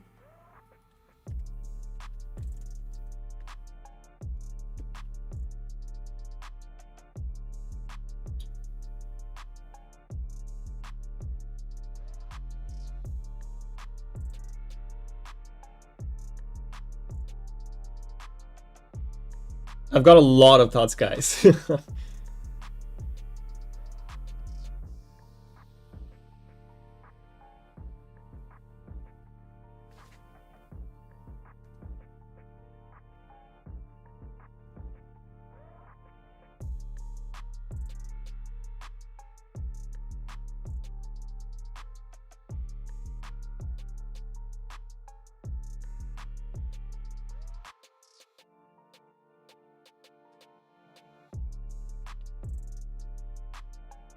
Siri modern camera. Okay, so that's not very clear, but I think there's some paid aspects of Siri intelligence. Oh, sorry, of Siri AI and Apple Intelligence as well, using iCloud Plus. It's not very clear yet.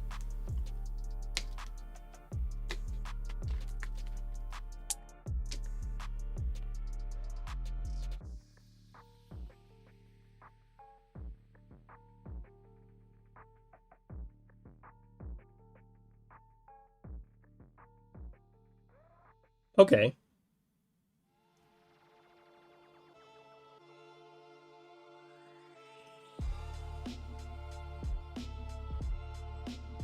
Oh, with 12 gigabytes of, okay. So there's some system limits.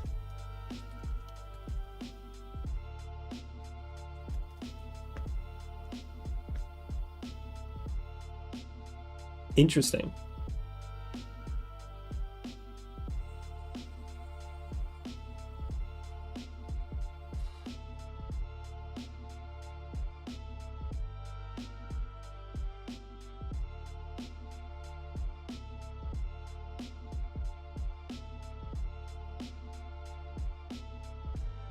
Okay, so Siri AI is not coming to the EU.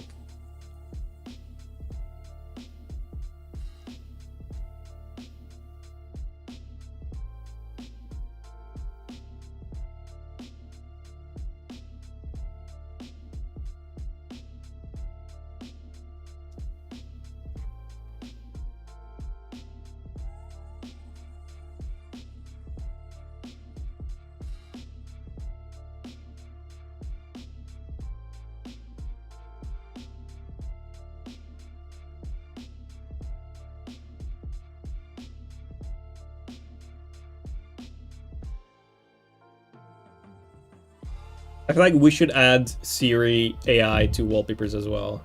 Like, let me know if you guys want to be able to generate your own wallpapers and wallpapers. Obviously, we do want to focus on designers, but if you want that, then we can think about it. Image input.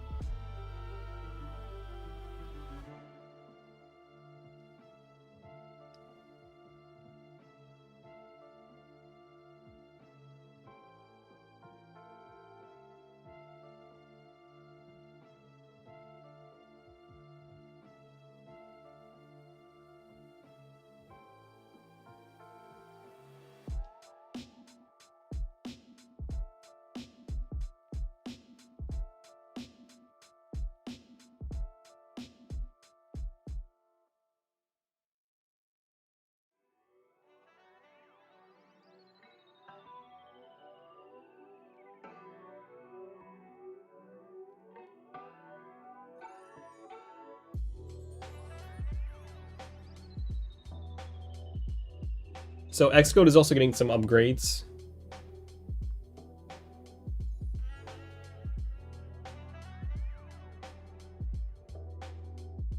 Oh, you can have custom skills in Xcode. That's awesome. Oh, you can have Gemini as well now. You can connect to Figma and GitHub. That's awesome.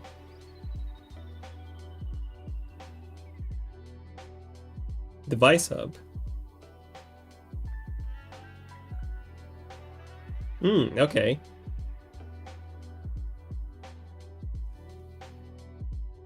Oh, wow. Oh, that's awesome. Let me text my team.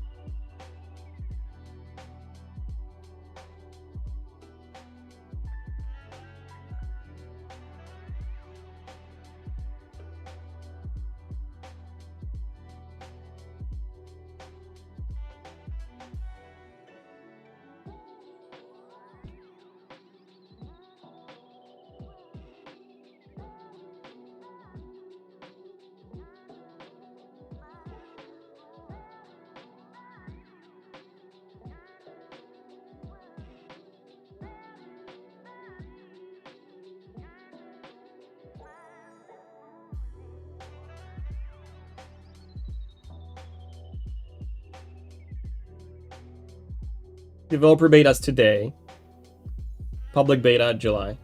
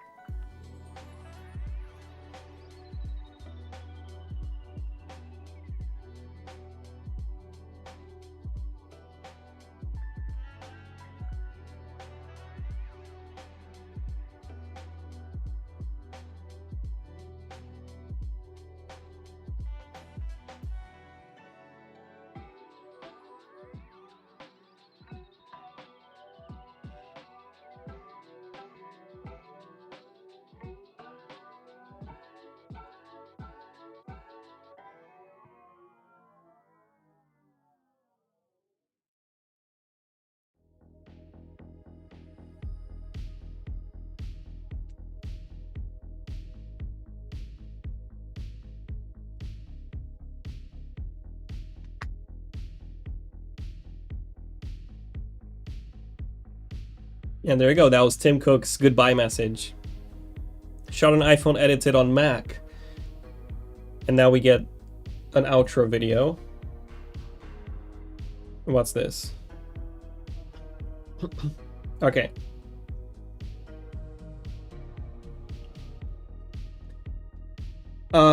Okay, so...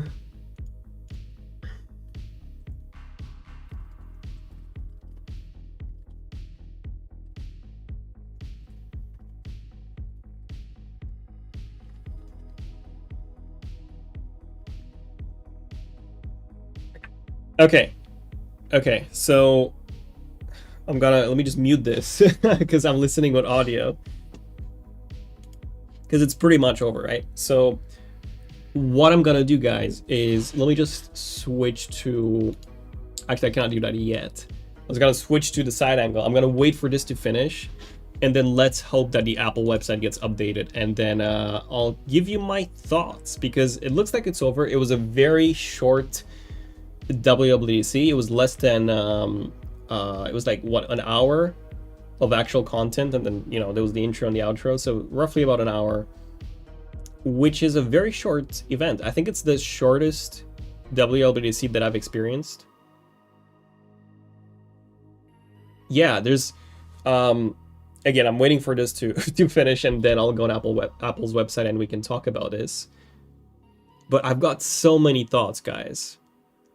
I've got so many thoughts on every single announcement, on Siri, on all the AI changes. Of course, AI is at the center of this, but then there's also all the performance improvements, right? Let me actually text my team.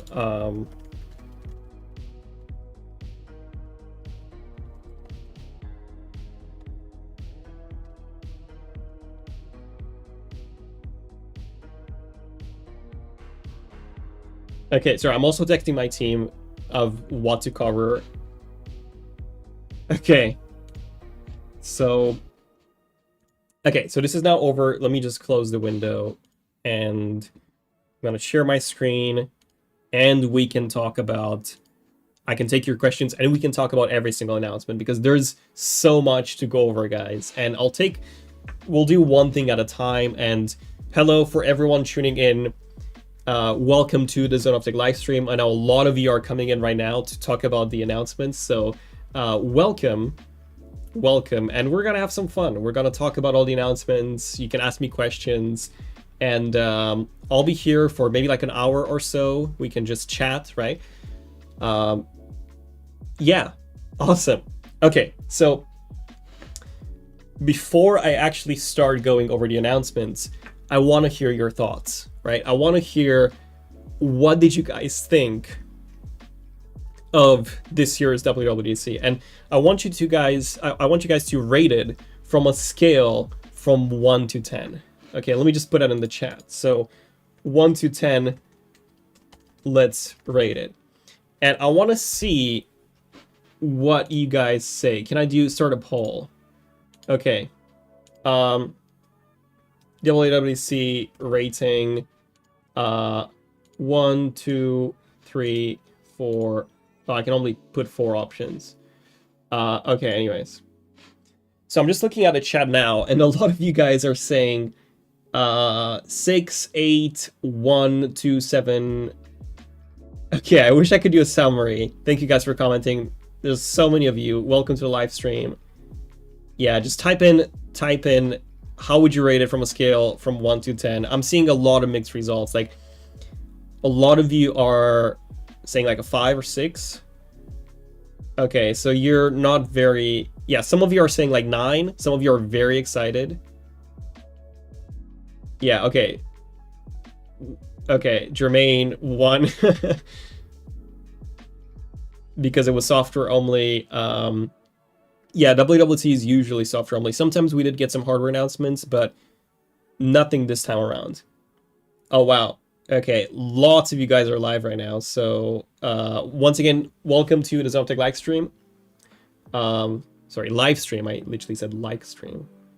Like the stream as well. Yeah, it's good to see y'all. Okay, so I think on average, a lot of you are saying about 6. And some of you are literally saying 10 out of 10. Okay, I think my rating would be probably an 8. And after I test it, maybe I'll push it to a 9.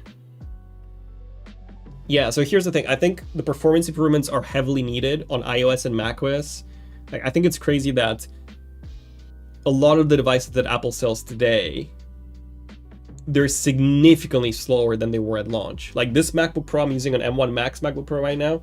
So this is actually my current device, which Connor from my team used to, was using them up until like a week and a half ago.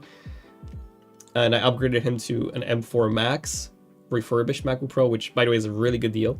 Anyways, I'm using this instead of my M3 Air because my M3 Air constantly overheats. And yeah, guys, I've actually ditched my M3 MacBook Air for this one until the new MacBook Pro releases. But the whole point that I'm trying to make is that even this feels significantly slower than it felt at launch, right? It's not as fast as it used to be. So I do believe that the best feature of iOS 27, macOS 27, and everything else is actually the performance improvements. But on top of that, we're also getting a lot of other improvements when it comes to AI.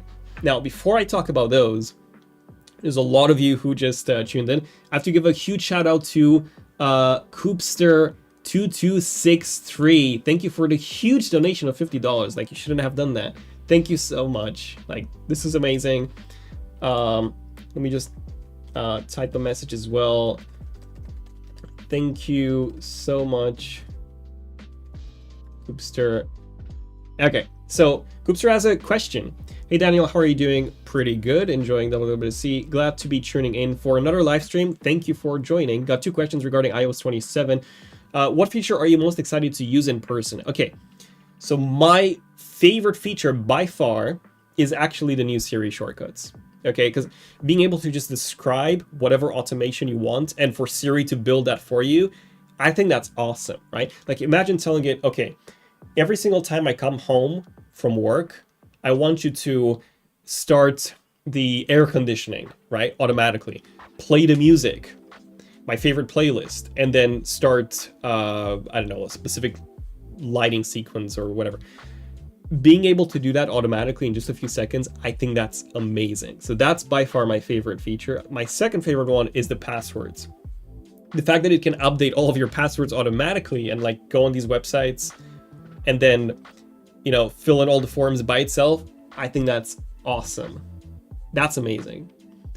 It's just that I do use 1Password myself, right? So that's gonna be fun to switch to Apple passwords now again. But yeah, and number 2, what feature do you think should have been included that is currently missing? That's a really good feature, Coopster. Question. What feature do I think should have been included that is currently missing? Maybe coding, I would say. I think it would be awesome for artifacts, right? So in Claude and also ChatGPT, you can ask it to create these artifacts, which are these graphs, these charts, you know, these mini apps that can do specific things for you. From what we've seen, Siri cannot do this, right? So yeah, off the top of my head, that's the number one thing that I wish Siri could actually do. Create things for you, not just find things for you. Okay, so now that we covered that, I know you guys have a lot of questions, but let's take things one at a time because, you know, just for the structure, I think it's just easier for the live stream and for you guys, for me to go over things one at a time, right? Rather than asking random or answering random questions. Okay, so let me just switch the camera, and you can probably tell I'm quite excited to talk about this. So let me switch the camera to my side angle so you can see my screen better. Or actually what I'll do is let me actually go to, let me share my screen, right? Because it's way easier to see that way. And give me a second, I'm just cropping and like just making sure that everything looks good. Give me 1 second here. Almost ready. I'm basically just doing the window capture and making sure that this looks fine on your end, so you guys can see all of this in a nice way. Then I'll be able to share my screen. Okay, so let me share my screen.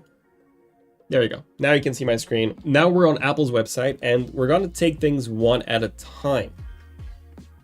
So, okay, let's start with iOS 27, right? Because I feel like that's what all of you care about the most realistically, right? Like, you know, iOS, and then we can talk about macOS, and then we can talk about everything else, including the new version of Siri, right? So let's see what Apple has on their website now. So transform photos with new easy-to-use AI editing tools like spatial reframing and, whoops, let me go back, this autoplays. So spatial reframing and upgraded cleanup. So the cleanup is, I think it's very similar to the one that Google has. I think it's almost identical because at the end of the day, it is actually using Gemini to be able to do that, right? So, or very likely using Gemini. Apple hasn't really been clear about what uses Gemini and what uses their own foundational models. So we don't really know. If I do manage to have a call with Apple to actually go over this, then I'll let you guys know. It's just that Apple's a very unique tech company in the sense that every other tech company is really happy to answer a lot of questions. Apple's way more private. So I'll let you guys know if I actually am able to speak to them. Sometimes I am, sometimes I'm not. So I don't know. But I would love to have a call with Apple for like an hour and ask them so many questions about Apple Intelligence, iOS 27, all of that. If I manage to do it, I'll maybe even record it with their permission and maybe turn it into a video. I'll let you guys know. But long story short, spatial reframing is the cool thing here. Cleanup, you know, Google has that. That's nothing new. All the other smartphone manufacturers have that. Being able to extend the photo, nothing new. Like we've had that for years. Apple was just behind. So that's basically Apple catching up. But this is new.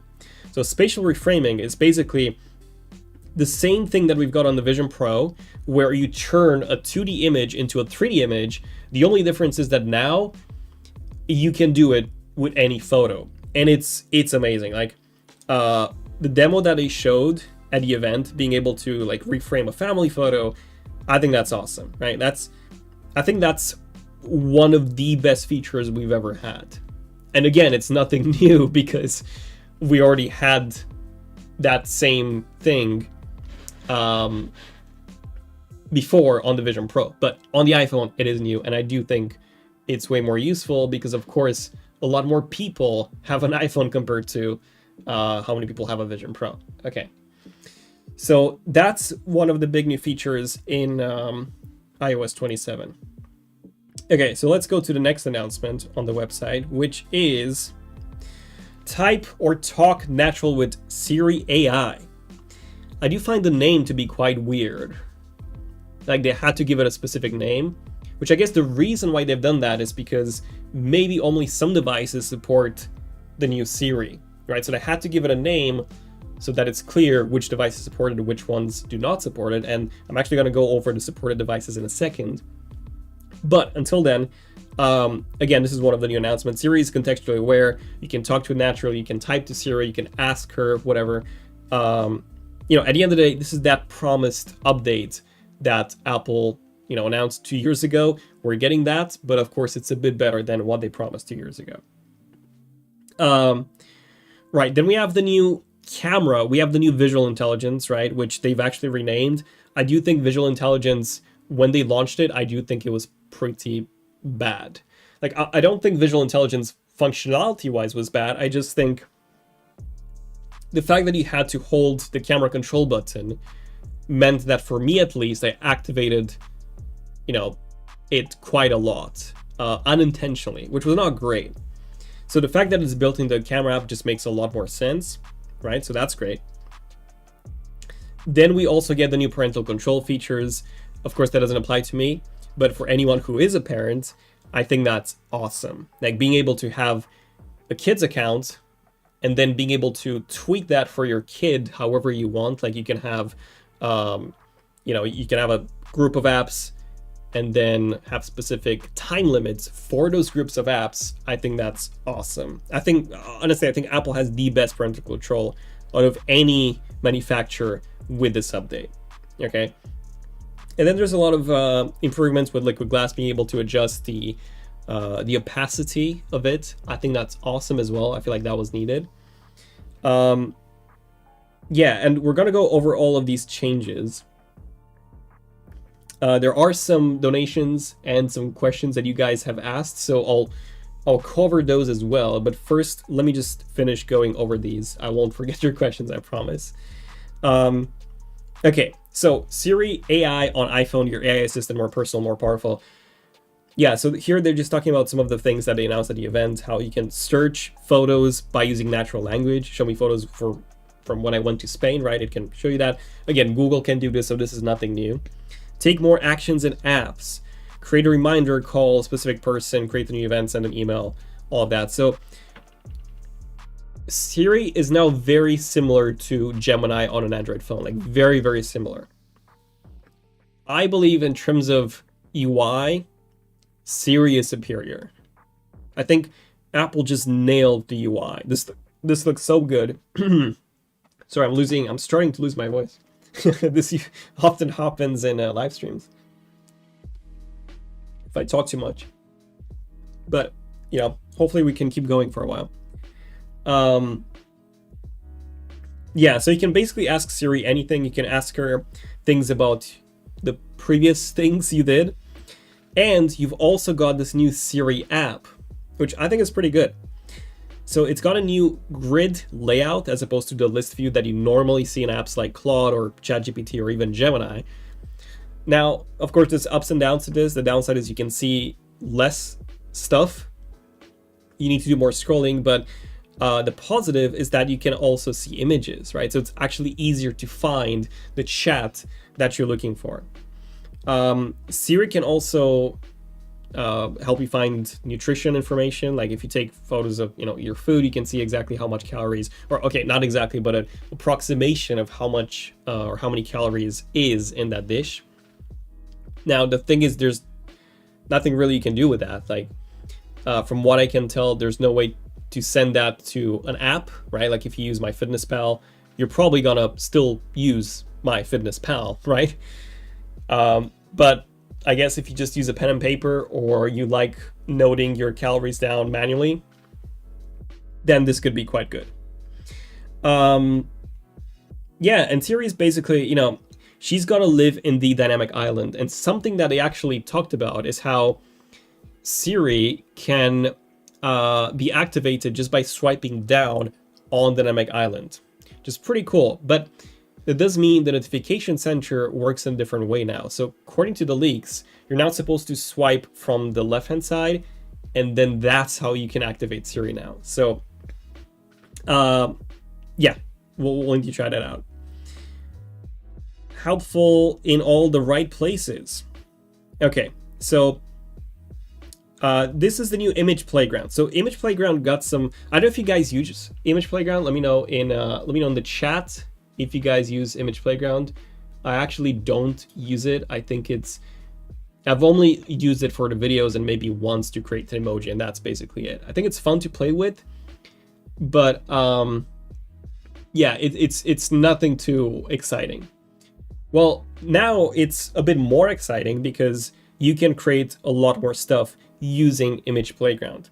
So the big upgrade is that now you actually get higher resolution images, which is something that we couldn't do before. So I think before the images were limited to about 480p, something like that quality, like pretty low res. Well, now I actually don't know what the resolution of these images is. Once I install iOS 27, I'll actually be able to let you guys know. So stay tuned for that video. Make sure you subscribe to the channel because we'll be doing a lot of videos. But just, you know, the initial impressions based on what Apple said is that these are way higher res than the thumbnail quality that we had before. In fact, they're so high res that you can use them as wallpapers, right? As backgrounds for your phone. And I do have a lot of thoughts on that. I'll let you know about that later. Personally, I think it's good that it gives users an option, right? You can quickly create a wallpaper. But I would be surprised, like really surprised, if these are like 4K in quality. I think they're gonna be 1080p at most, or maybe 2K, but upscaled from like a lower res image, right? So what I'm trying to say is that I'll definitely be trying this out, but I have a feeling that they won't be sharp. Because if you take a look at, for example, the wallpaper, the AI wallpaper generator on Android, that's also fairly low res. So yeah, that's my guess. They're good for people who just want a new wallpaper, but for people who want something that's, you know, higher quality, then that's where something like a dedicated wallpaper comes in. You know, you can shameless plug or app wallpapers. I'll show you that later. You probably know it, but yeah, you can get literally 8K wallpapers, and I do actually have a special announcement to make at the end of this video, which I'll let you guys know about later. But I think this is going to be okay for casual people, but for anyone who wants to really customize their phone, I think there are way better options if you go with a dedicated high quality wallpaper made by an actual artist, which is what we've got in our app. Now, this is one of the best things that, I don't know if you've seen this, but long story short, if you are in a call, and let's say you're in a call with the airline and you're trying to change your flight details, well, Siri would automatically know that you're in that call, read your email, and then give you the confirmation number, the booking reference right on your screen, which is awesome. Yeah, that's awesome. Yeah, Siri works smarter for you. Now tabs can be automatically grouped into topics. Yeah, so like I said in the live stream, I don't know how I feel about this. You can automatically organize your tabs into separate topics using Siri AI. Yeah, I don't know how I feel about this because the topics are automatically generated by AI, whereas in my case, I actually use Arc, the Arc browser, to manually organize my tabs using specific groups that I make. So, you know, I do like the ability to just create whatever folders I want. So yeah, I don't know. I'm not sure if this is going to be useful for me, but this is the second best feature of the event, is this one right here. So if you guys have seen it, I'm mentioning this again because a lot of you are new here and you've just joined the stream, but basically you can create, you can update your passwords. Any weak password, you can update that automatically in the passwords app, right? And again, when I saw this, I was like, okay, so it just recreates the password in the app, but you still need to go to the website, fill the form, and update the password that way, right? So, but no, it's actually gonna do that for you as well. So it's like a personal assistant that just fixes all of your passwords for you, which is amazing. So it uses actual agentic AI, which I think this is the only example that Apple has showed us where the AI is agentic, meaning that it performs certain actions sequentially, right? So it kind of acts like a human would, it does certain things for you, right? They haven't really showed any other example, as far as I can remember, aside from this. But if it can do that, then maybe in the future it can also shop things for you, right? Which, of course, right now Siri cannot do. It can give you the link to some items, but it cannot actually shop for you. Then they also talked about the child safety, which I already mentioned, time allowances, that's great. The liquid glass improvements. Okay, here's the big one. So leaving all the AI things aside, another big update is the fact that you can, you will get faster performance when using your device, right? And the numbers are really, really impressive here. This is what I was talking about in the Leakstormers videos, that Apple was working on a Snow Leopard version of iOS. Instead of adding a lot of new features, they wanted to fix the bugs and all the performance issues that we've had for the past few years now. And this is essentially what they're doing now. So the numbers are really incredible. So 30% faster app launch speeds. That's awesome. And apparently the new photos load in your Photos library up to 70% faster, and airdrop transfers are up to 80% faster. So you're getting almost double the airdrop transfer speeds, even though you're still using the same device. That is amazing. Okay? That is absolutely amazing. Now, yeah, I do have a lot of stuff. Let me just get back to my team on something, and then we'll finalize iOS. You can ask me any questions you've got iOS. I've already got some questions from you guys to answer. Then we can move on to macOS and everything else. Okay.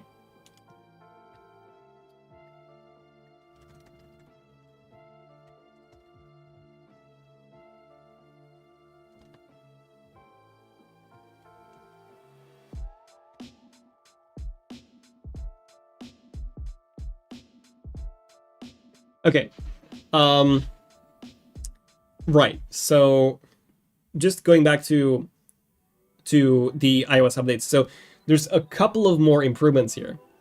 For example, you can now switch between network, so that means cellular and Wi-Fi, far more seamlessly, which I think before it was seamless as well, but, you know, apparently we're getting some improvements here as well.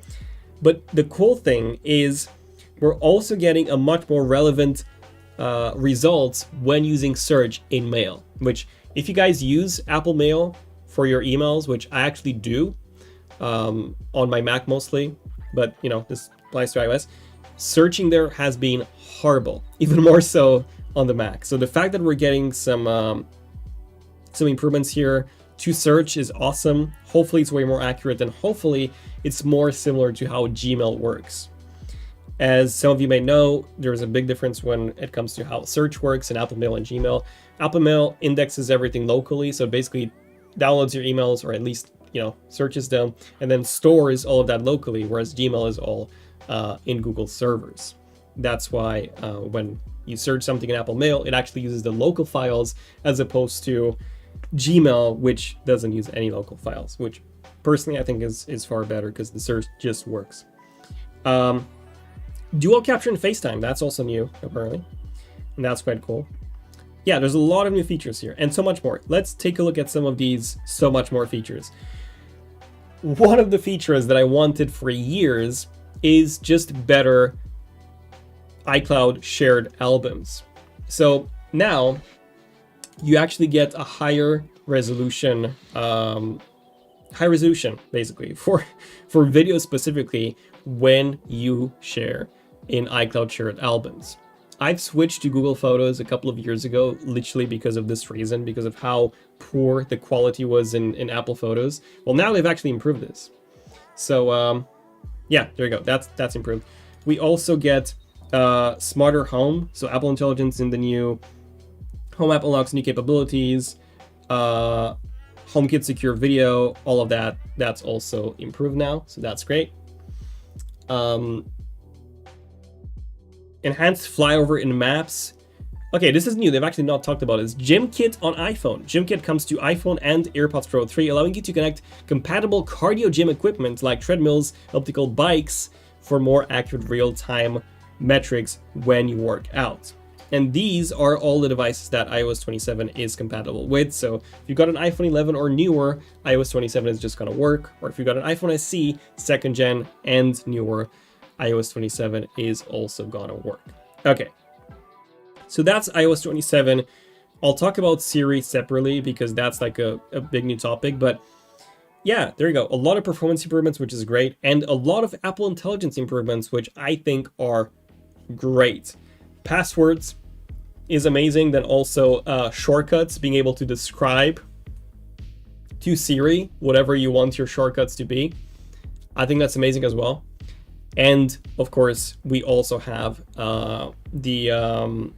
what was it called? The photos, the 3D photos, essentially. Being able to reframe a photo and turn it from 2D into 3D and like, yeah, reposition the camera. I think that is awesome. Now, I'm going to answer some questions and then we can go to macOS, iPadOS, watchOS, visionOS, and then we can go to Siri as well. So we had some donations, some super chats, which... Oh no, hold on, where are the super chats? Oh, don't tell me that... Okay, hold on, give me a second. I'm literally scrolling the chat. I saw some, but I'm not seeing them anymore. Why is that? Please don't tell me that. The super chats are gone, no. Okay. There you go. I think I can find them. One second, guys.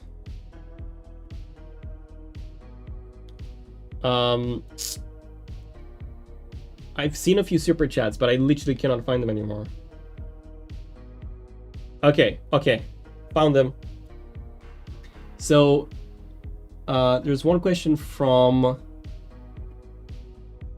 One second. Shrikant. Hi Daniel, what are the features the iPhone 17 cannot use from Siri AI? So I'm actually going to cover Siri AI in just a second. We're going to look at the compatibility list because yes, there is actually a difference between the Siri AI features between different iPhone models, right? So they did have a 1 second frame where they said you need 12 gigabytes of RAM for the more advanced AI features that Apple just introduced. It's not really clear what those features are, but 12 gigabytes of RAM means that you need to have an iPhone 17 Pro or later, right? And that applies to the Macs as well. And the iPad. So you need an M5 iPad Pro that has 12 gigabytes of RAM or an M4 iPad Air that also comes with 12, if I'm not mistaken. And when it comes to the Macs, any new Mac that's not a MacBook Neo has 16 gigabytes of RAM or more. Okay, so I'll look into that in a second. Optic ID is just saying they just dropped support for Apple Watch Series 7, 8, 9, SE2, and Ultra 1? What? They dropped support for Ultra 1? Wow. Okay. That'll be weird. I'll look into that very soon. Then, yeah, those are all the super chats for now, actually. Okay. So let's go back to the... Yeah, let's go back. Oh, I also want to give a shout out to Abdullah77. Thank you for gifting 50 Zone of Tech memberships. That is just awesome. Thank you so much. You're awesome. And yeah, the fact that you've gifted this, yeah, that's amazing. So thank you for doing that. Now, I do have a special announcement to make at the end of the live stream. Don't forget about that. So stay tuned until the end because I have some really cool stuff to show you. But before that, let's talk about all the other announcements, okay? So let me just go to macOS because they haven't really talked about macOS that much. So I just want to talk about what we do actually get new in macOS 27. So it is actually called Golden Gate, but they've not showed us the new logo for macOS Golden Gate. Okay, so I think I think, you know, maybe they don't have a new logo. I don't know. Maybe it's just a text. Like, okay, macOS 27. Doesn't really matter. What does matter is, of course, the new features. And the new one is the new Siri, which, again, I'll talk about separately.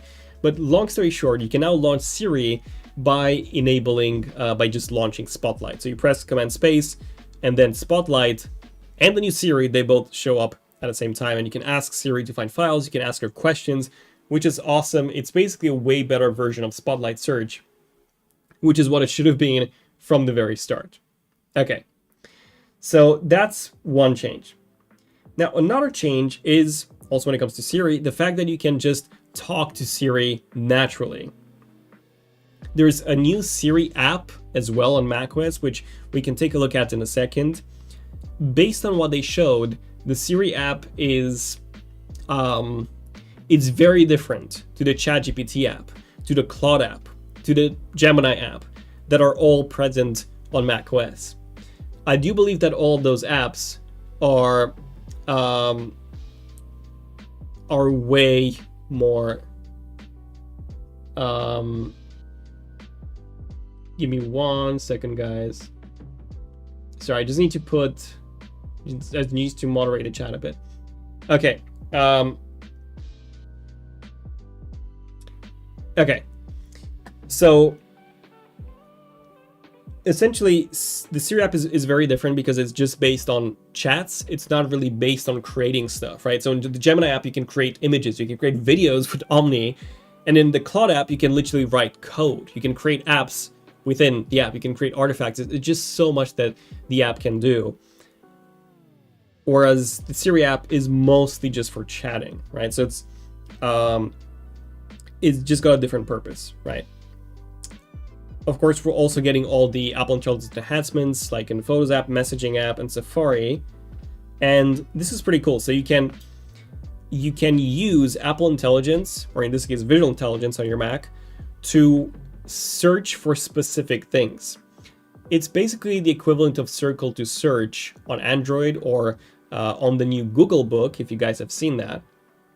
But of course, it's on the Mac, right?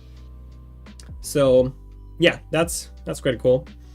And we're getting some liquid glass improvements, and those improvements do actually look really nice.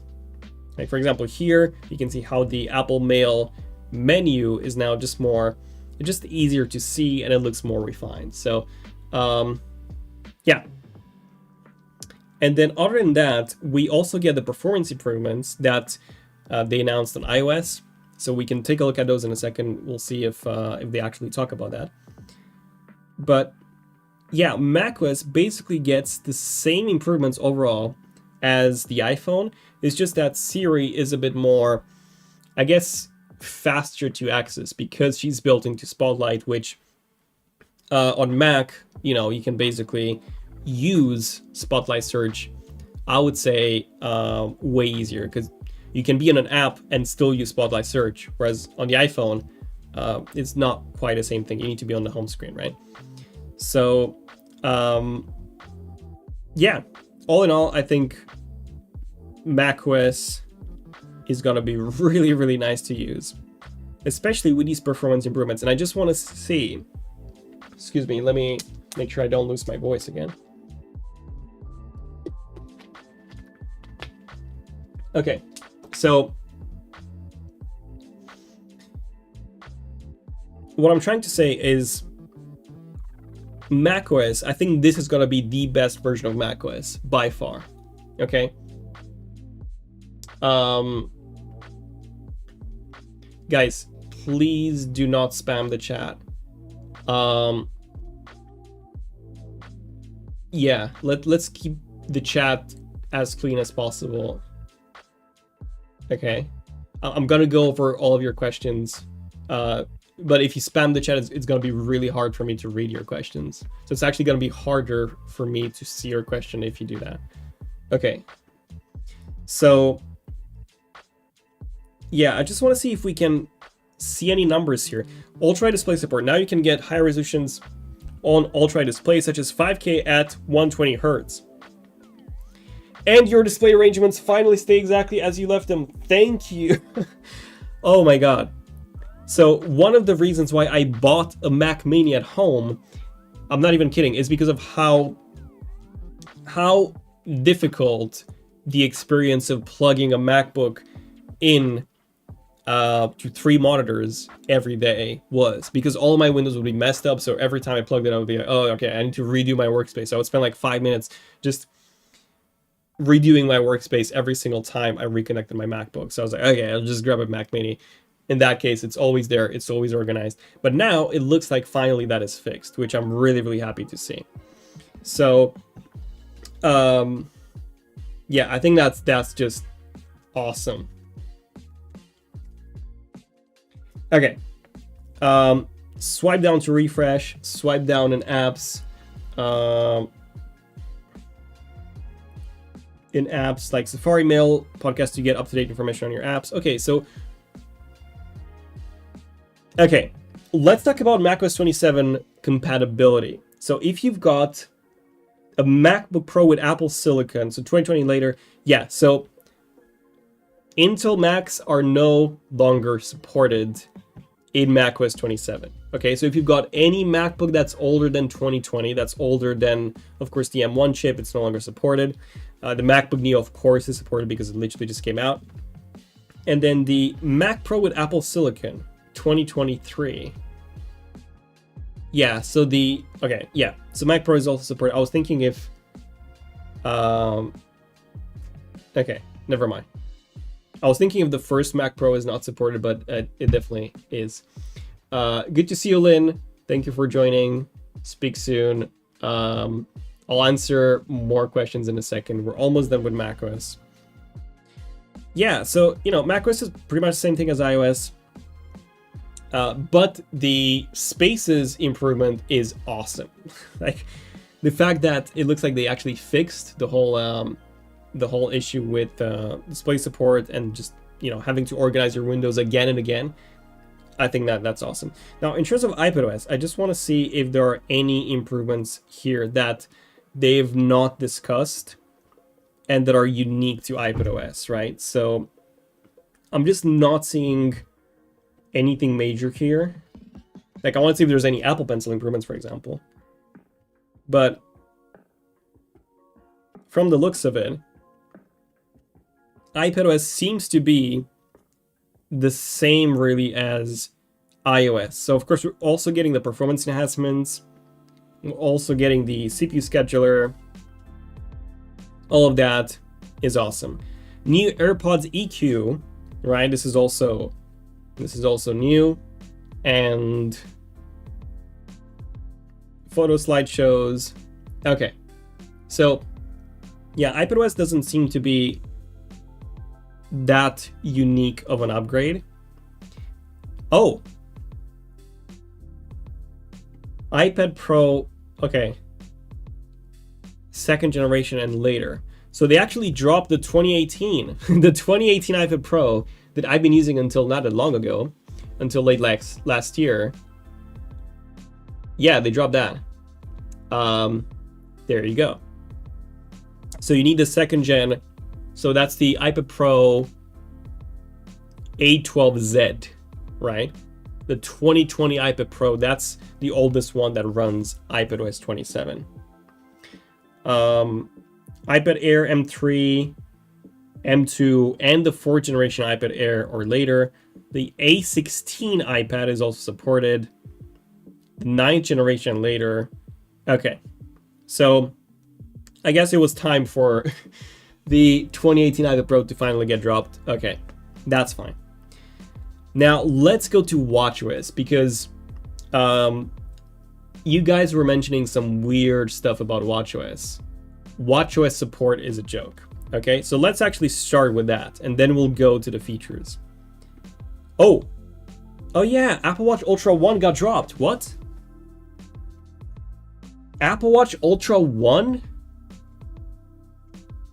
Guys, that's crazy. Because a lot of people are still using the original Apple Watch Ultra because the design has not changed, because the battery life is so good. And yeah, what? So they dropped the Apple Watch Ultra 1, They also dropped the Apple Watch Series 9 and the Apple Watch SE 2. That is so weird. So, okay, I'm trying to remember. Okay, sorry. Let me just check something. Okay, let me just check something. So let's go to Apple Watch, right? Let's go to compare. So if we go to Apple Watch series, so the 9 got dropped, the 10 and 11 is still supported. So, okay, so the S10 chip got introduced with the Series 10, right? Yeah, I'm trying to remember. It's so confusing with the Apple Watch chips because you know how they renamed them, but it's actually still the same chip. So the new chip, when was the latest chip actually introduced? I'm not talking about the name. Was it the Series 9 or the Series 10?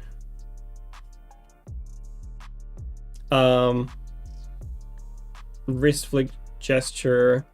I think the S9 and the S10 are the same chip. Can you guys remind me in the chat? S9 updated the chip. Paolo is saying, yeah, that's what I remembered. S9, Series 9, 10, 11 have the same chip. That's what I remember as well. Different name, but it is the exact same chip. But I still dropped the Series 9, even though the chip is the same. Yeah, there you go. Yeah, you guys are confirming in the chat. Thank you for that. That's what I thought too. That's so weird that they just dropped completely the Series 9. Obviously, they're trying to push more people to buy a new Apple Watch because, you know, people like to keep Apple Watches for a very, very long time. Oh, man.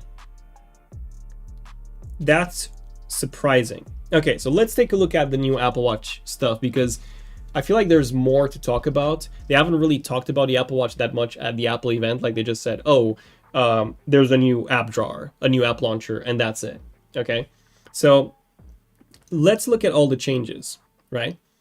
New Siri AI, an even more capable AI assistant with expanded intelligence to be more helpful every single day. You can revisit your conversations. Okay, so you've got the Siri app on the watch as well, which is nice.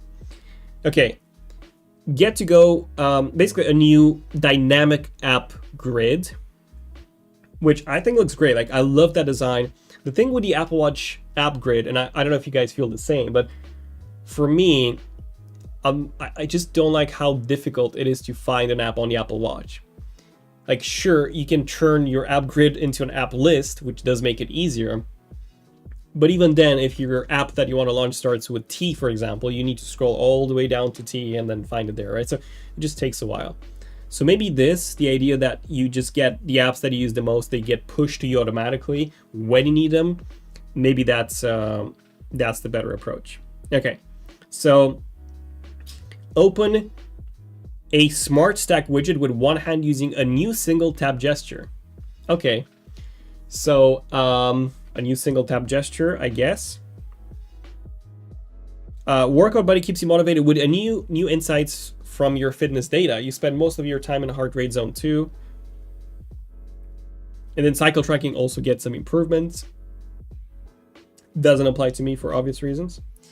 So let's look at the ones that do apply to me. So Siri AI is kind of like the same on the iPhone, but of course everything's more compacted. You can also ask it, yeah, it's basically like it is on the iPhone. So dynamic app grid, this is entirely new. This automatically highlights Siri suggested apps, including your most popular and recently used ones, with the Siri app always front and center. Okay, so Siri app is really quick to access on the watch. If you need to use the app, of course, you can just launch Siri by holding on the crown. Say hola to even more motivation. Workout Buddy without your iPhone nearby. Okay, that's awesome. Even more accurate miles. Workout Buddy in Spanish. Okay, so we get a new language for Workout Buddy. That's good. More intuitive Find My app. Great. That was horrible in watchOS 26. Design refinements. Okay, general improvements.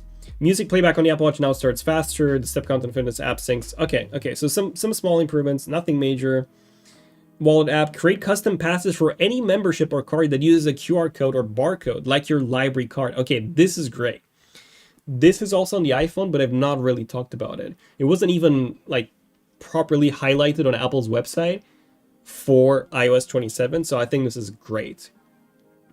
Yeah, so any membership or card that has a QR code or any barcode, you can just turn that into a digital pass, right? Love that. And yeah, then there's the compatibility, which is just weird. I think this is fully intentional for people to, upgrade to a newer Apple Watch version. It's basically just that. Okay, now we've got visionOS to go over, and I think visionOS is probably the best place to even showcase the new visual search. Because the thing is, you can literally bring up an object, like, I don't know, you can bring up this water bottle, right? And you can just use visual intelligence to ask Siri about the thing that you've got in front of you. So that's really, really cool. Yeah, here they say that you can bring 3D models from your Mac into space to preview them and edit them.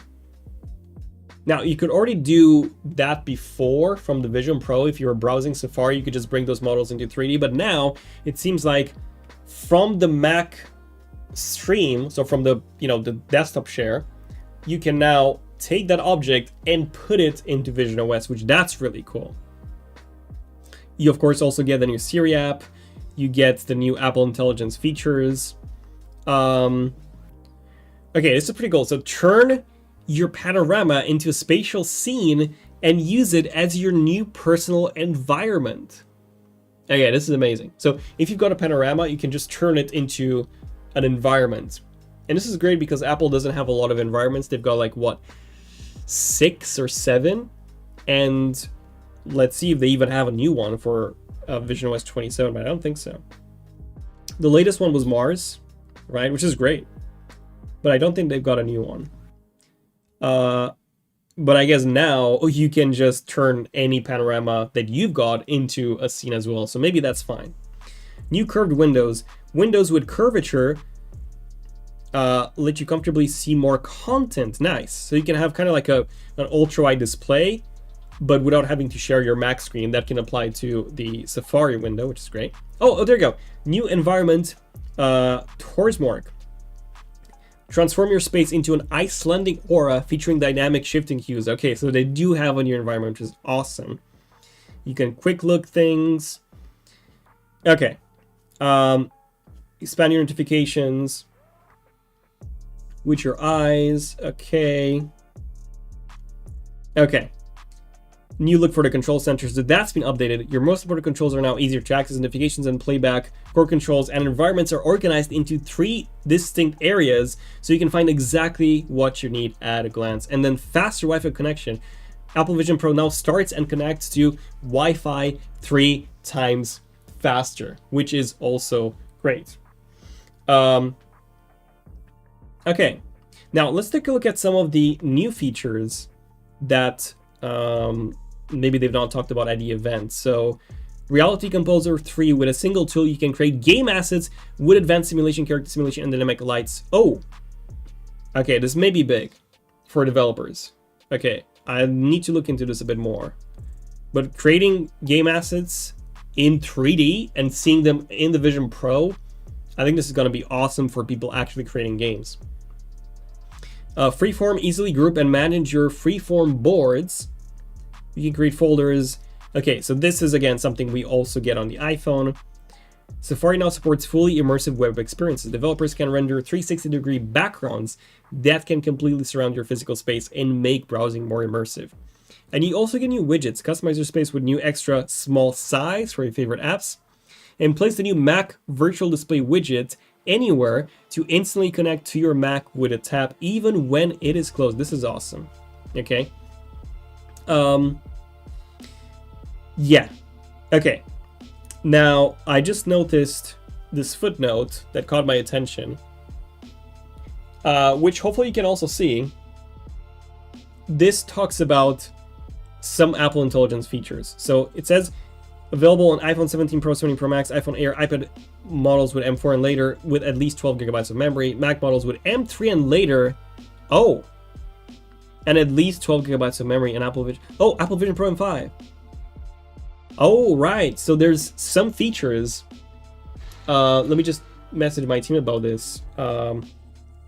So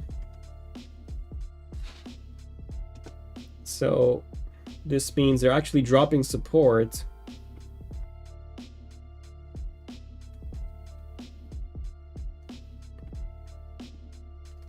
Okay, just messaging my team about these changes as well. Okay, so there is a feature that they've labeled number 4. That's 5.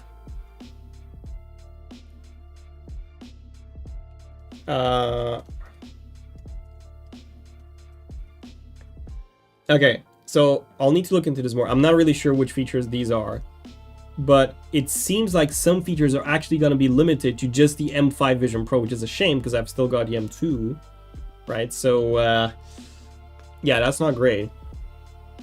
And then there's also a lot of Mac features for which you'll need the M3 chip and later. What is that? What is that? Do you guys know what that is? So number 3, Apple Intelligence and apps, you do get that. And then where's number 4? Because it's not really clear. So number 5 is the faster Wi-Fi connection. All right, so if I do a search for 4, oh, customize how Siri sounds. Okay, so the new Siri sound. So the new Siri sound, so that's locally rendered. Okay, if it's just the new Siri voice, I don't care. Pick a voice, customize. Okay, is it just that? Yeah, so Siri voice. Okay. Yeah, it seems to be just the Siri voice, guys, which, again, I don't really care how Siri sounds, as long as Siri works. Right, and this brings me to... Oh, you know what? Sorry, let me go to macOS. Let me go to macOS right now, and then see what else they see. So number 4 again. Okay, let's look for number 4. Customize how Siri sounds. Okay, so customize how Siri sounds. Again, let me just message my team about this.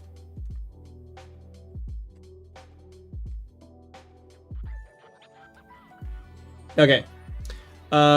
Just got a super chat from Pyra, and he's saying, do you think Apple is actually going to deliver on the new version of Siri? I feel a bit skeptical considering what happened when they first unveiled Apple Intelligence in 2024.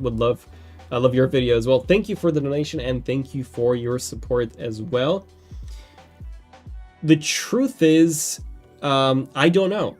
I actually don't know, because we don't have the beta yet, right? I mean, of course, we have it, it's been launched, I just don't have it installed. So I'll be testing that. I'm actually going to make a separate video just about Siri. So stay tuned for that. Hopefully it's coming soon. Yeah, stay tuned for that. Now, let's go over the Apple Intelligence features, and then I can ask some more questions. I can answer some more questions from you guys. Let's see what else we have here. Explore what's new for Apple Intelligence, the new Siri. Talk to Siri in a natural voice. Okay, let's see if there's anything else that we haven't covered when it comes to the new Siri. We've covered the new design, we've covered visual intelligence, being able to like screen grab, which works very similar way to how circle to search works, right? Okay, we talked about the new image playground that can generate wallpapers. And I'll definitely be testing that, because like I said, we do literally have our app wallpapers where you can create. Let me actually switch. Let me quickly show you this. So if I switch the angle to the side angle, there we go. So the thing is, with AI, you can generate wallpapers, but are always going to be really low res. So if we take this pack that we've just launched, it's called Moody Mountains, right? And you'll see that when I'm previewing a wallpaper, I can zoom in like crazy, because this is 8K quality, made by our designer artifacts. So yeah, basically my whole point here is I think the wallpapers that you can generate using Apple Intelligence are going to be fine. I don't think they're going to be bad. I just think they're going to be fine. But if you want something truly high quality that you can crop, that is made by an actual designer, and you want to support that designer, well, that's where our app comes in, right? Now, you guys have a lot of questions that you want to ask me. And before that, I promised you like a special tease, right? Which I'm still gonna do a special announcement at the end of this video. So stay tuned for that. I just want to go over some of these last Apple Intelligence announcements, just in case there's something that we missed, right? So Image Wand. This is actually new for the iPad, but they've not really talked about it on the iPad page. So transform rough sketches into images in virtually any style right in the Notes app. Okay, that's pretty cool. So it basically turned, if you guys see this, sorry, let me just change to screen share because I want you to be able to see this a bit better.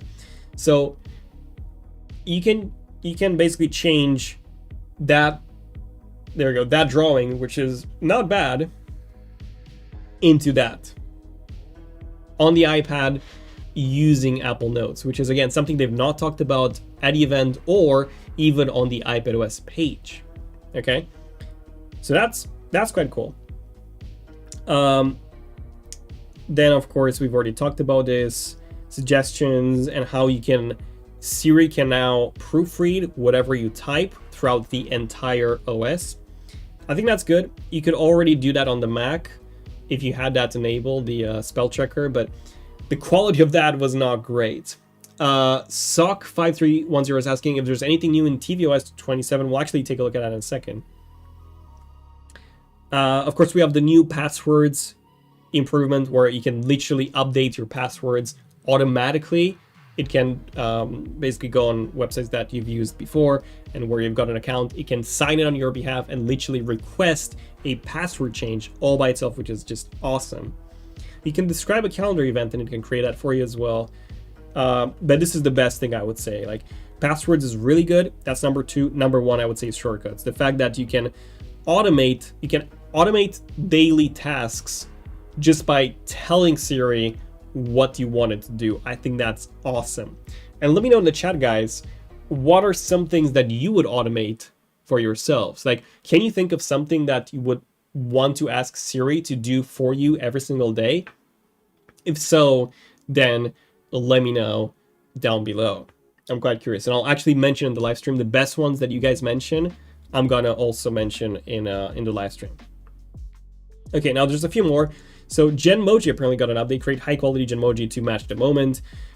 Smarter Home. This is such an awesome update. If you guys saw that at the event, the fact that if you have multiple security cameras with Apple Intelligence, you can kind of link those together. So let's say if, I don't know, a parcel gets delivered, right? And in the first camera, you see the delivery guy just walking. In the second camera, you see him leaving the package. It can merge those and then create like a continuous sequence. I think that's just awesome. And no one has actually done this before. So at least as far as I'm aware. So that's really good. I feel like I need to get some HomeKit security cameras now. And yeah, I mean, long story short, yeah, it's great. Apple Intelligence, as you can see, it's supported on every iPhone from, of course, the iPhone. Wait, why is the 15 Pro not here? It just says 16. Okay. Well, there you go. Apple Intelligence is compatible with these devices. So iPhone 17 Pro Max, here we go. 17 Pro. These are here. iPad Pro M1 and later. Oh, this is weird. Actually, no, sorry. Okay, I'm just tired. I was gonna say it's weird that here it's listed that the M1 iPad Pro is supported, but in the iPadOS section, yeah, it was the non-M1, the 812Z, but of course, iPadOS is still supported. It's just Apple Intelligence and the new Siri do require Apple Intelligence. Sorry, Apple Silicon. So, yeah, this is the new Siri. And Yeah, I've not, of course, I've not installed, Strawberry's asking if I've installed the beta yet. I've not installed the beta, but I will be installing it very, very soon. And then stay tuned for another video where I'm actually going to go over some of these changes and announcements. Now, there's probably quite a few questions that you guys have for me before we end the live stream. Like, feel free to ask me anything that's on your mind and we can go over those. There's one last thing that I should probably go over, which is tvOS, right? So they've not really talked about tvOS at all. In fact, it's not even here. Like, tvOS is literally missing from the bar. So what happens if we actually go to TV? Is there any mention of tvOS 27? Because I'm not seeing anything. What does that mean? Home app. Oh wait, there's no mention of tvOS 27. What? tvOS 27, hello? Wait, could it be that we need a new Apple TV? Because... oh yeah. tvOS is not even mentioned at all. Yeah, there's no tvOS 27. There you go, guys. There is no tvOS 27. And the reason that I can guess is because we don't have a new Apple TV. The current Apple TV does not support Apple Intelligence, and what's the point of a new tvOS version if it doesn't support Apple Intelligence, right? Like, imagine just being able to tell Siri exactly what what shows you're looking for, or find shows similar to what you've watched in the past. You cannot do any of that with the current Apple TV, or at least not to the extent that you would want. AJ Dad is saying tvOS 27 is out. I'm not seeing anything. Like, I'm not seeing... If I go to... actually, I don't want to go to developerapple.com right now because my developer account is there. So I want to be careful with what I share. But if I search it here, tvOS 27... Nope, nothing. tvOS 27, no space. Nope. Yeah, guys, I honestly think there's no tvOS 27 until we get the new Apple TV, which means... okay, let me just open this in a new tab. Okay, 1 second, guys. So tvOS 27, and then okay. Yeah, there is a tvOS 27. So I'm just gonna open up the tab here so you guys can see it. So okay, there you go. tvOS 27, smart downloads, new podcast app. So redesigned podcasts app, smart downloads on Apple TV, Apple Care coverage. Okay, so very minor changes to the point where it's not even listed. And of course, the reason is we need that new Apple TV to launch, and then we'll get the new, the proper version of tvOS 27. Okay, so now you guys have a lot of questions still. So feel free to type those in the chat and I'll get back to your questions. Now, before I go over your questions, I promised you guys that I'm gonna show you something really cool. Like, I promised you guys, let me switch to the main camera. I don't know if you remember, but at the beginning of the live stream, I said there's something really cool that I want to show you. And I was gonna do that towards the end, right? So I'll show you that first. Then I'll love to hear your thoughts, and then we can go over the last questions. Okay, you guys ready? So we've been working on something really, really cool, okay? And we finished it. Let me just show you. And it is this right here. Meet the new website. Let me just show you here. This is our new wallpapers website. We've completely redesigned it, and we now let you purchase packs on the website as well. So if you guys don't want to use the app, like, we do have the app, of course, but if you want a simpler way of getting wallpapers, now we literally have a dedicated website for it, and it's just beautiful. Look at that. You can see our latest packs that looked incredible. You can browse them here. These are some of the highlighted ones. And not only can you purchase individual packs straight from here, but here's something really cool. We're also doing bundles. So we're doing a 50% sale for the first week. So if you purchase any pack, and by the way, these are all 8K. These are the best wallpapers on the planet. I'm not even exaggerating. Like, these are the highest resolution wallpapers you can find. They're in 8K resolution 1:1, so it's actually higher than true 8K. So 8K video is smaller than the wallpapers that we offer, and you can use these on any device, right? So if you take a look at chromatic capsules here, right? So now you can purchase this on our website, and guess what? We have a 50% sale price. So literally just for £5, you can get this beautiful pack that is 8K in resolution, and you can just, you know, apply those on all of your devices. Like, literally, there's no other wallpaper creator or any way of getting higher quality wallpapers than wallpapers. And guess what? You're also supporting the creators. So, you know, you get good design, and our creators are also supported. And we also have bundles. So if you purchase bundles, you get a discount as well. This is my bundle. There we go, Daniel's bundle. And it includes 10 packs that I think are by far the best ones that we've got in our app. These are some of my favorites. And you can also get that at a 50% discount. And yeah, there you go. And of course, you can still use the app. You know, if you want to use the app, you can use the app. If you want to use the website, you can use the website. It's just us giving you more and more options. So yeah, feel free to give it a go. And if you want to give it a go, it's simply wallpapersapp.com. I'll just put it in the chat. There you go. If you want to check it out, now pinned it. And yeah, hope you guys love it. There you go.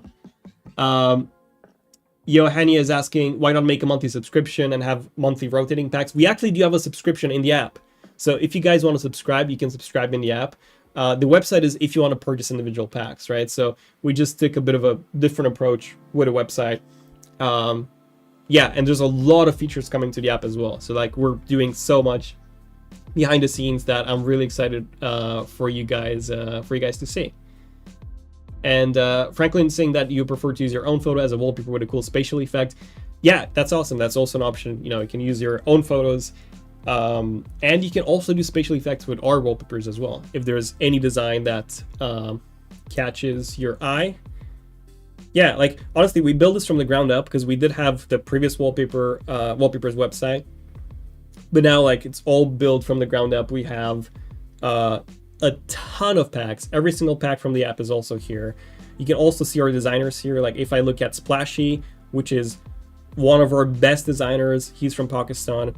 Look at some of the packs that he's made. You can check them here, and you get them at 50% off. And by the way, even the full price, which is $10 or £10 for the full price, that's about 30 to 50% less expensive than our competitors. And we offer more than double the resolution, right?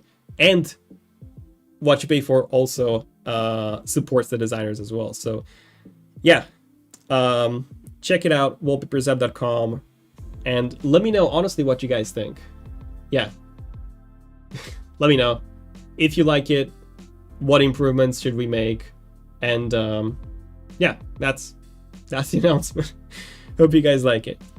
Now, let's go back to the Apple announcements, right? And I'm gonna answer a couple of more of your questions because I'm pretty sure you've got. I mean, I can already see a ton of questions that I should answer. So first of all, Snackson Loves Beer, that's a good nickname, is asking, what are your thoughts on the Apple Watch support? I think it's weird. I think it's disappointing, the fact that you need to have a really, really new Apple Watch, like you need an Ultra 2, right? Or you need a Series 10 and newer to be able to get the new version of watchOS. I think that's pretty disappointing. But again, I do think it makes a lot of sense because at the end of the day, people don't upgrade their Apple Watch every year, not even every 2 years, not even every 3 years. I know people who are still using the Apple Watch Series 4, right? Let me know in the comments, by the way, what Apple Watch are you on if you are using an Apple Watch. But, you know, at the end of the day, they do need to make more money from the Apple Watch sales as well. So, you know, I can see why, because we haven't really received that many Apple Watch changes in the past few years. Like, sure, Series 10 was a new design, Series 11 is the same, Series 12 is also going to be the same. Apple Watch Ultra 2 and 3 are also the same design as the Apple Watch Ultra 1. Features-wise, we did get some good ones with the Ultra 3, but not with the Ultra 2. So, you know, the whole point is it's harder and harder for Apple to pack new features in a device that's as small as an Apple Watch. So, yeah, there you go. That is why they need to create some separation using these software features. And that's where WatchOS 27 and them dropping support for older watches comes in. Okay, so that was a long answer, but those are my thoughts. I'm not happy, but it is what it is. Makes sense. Okay.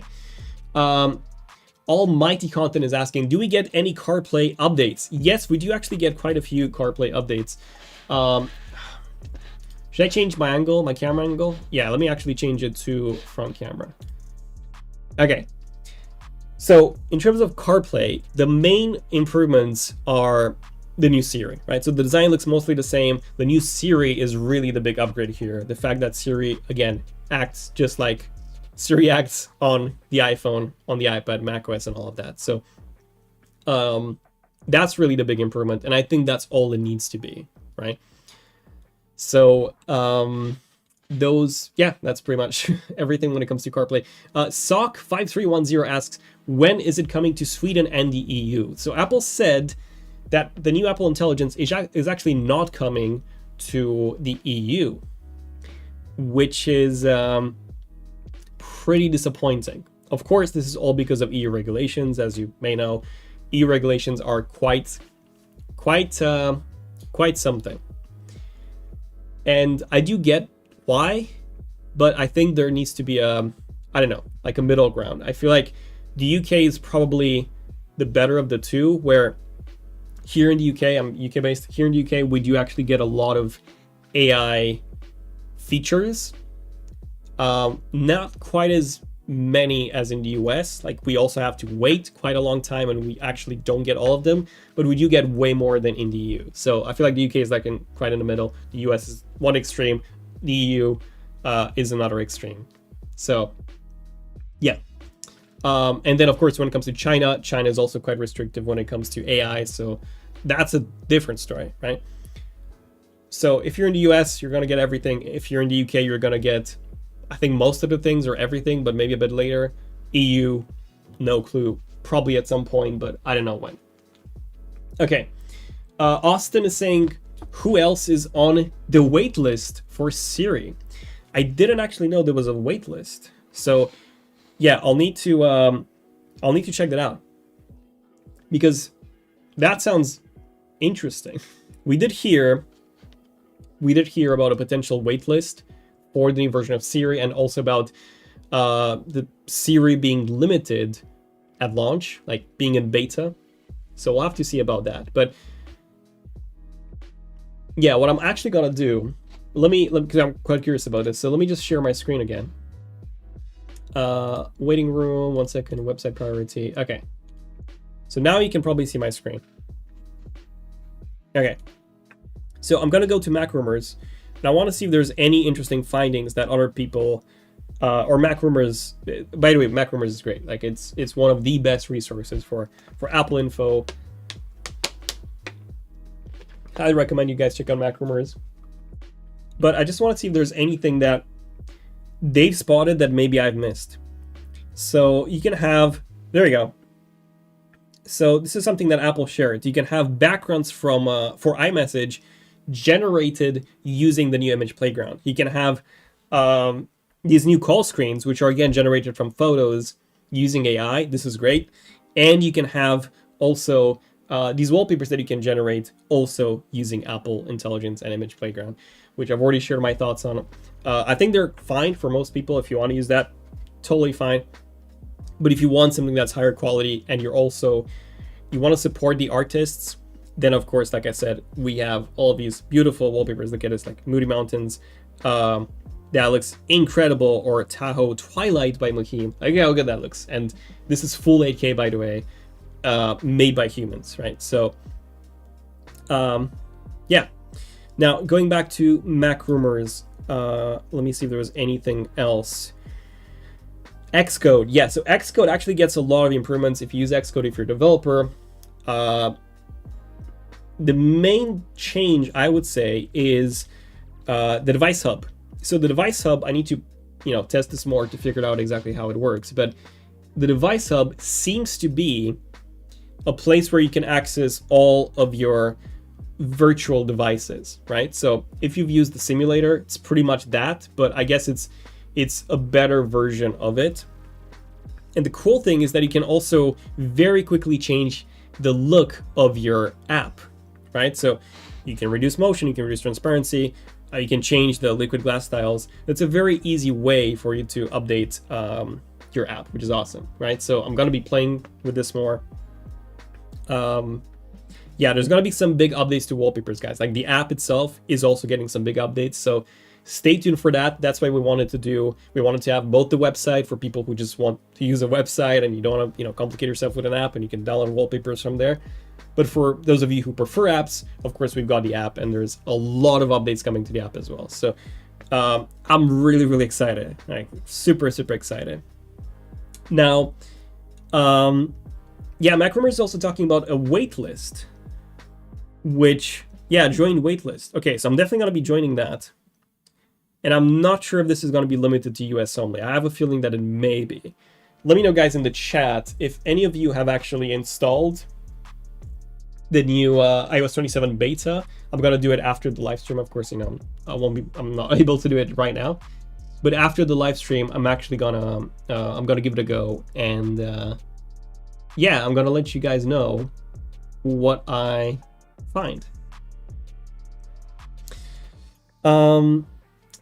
Okay, so iPadOS 27 drops support for a wave of iPads. So, yeah, I've already talked about this, the fact that the first generation iPad Pro has unfortunately been dropped. Well, not a first generation, the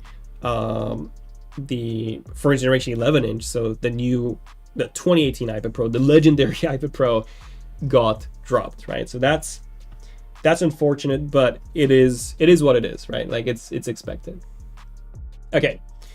Let me just go over some more of your questions. Let me just switch the camera, switch it to my angle. There we go, so you guys can see me full screen. So,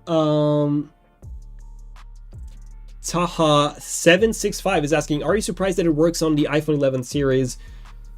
Yes, I am surprised.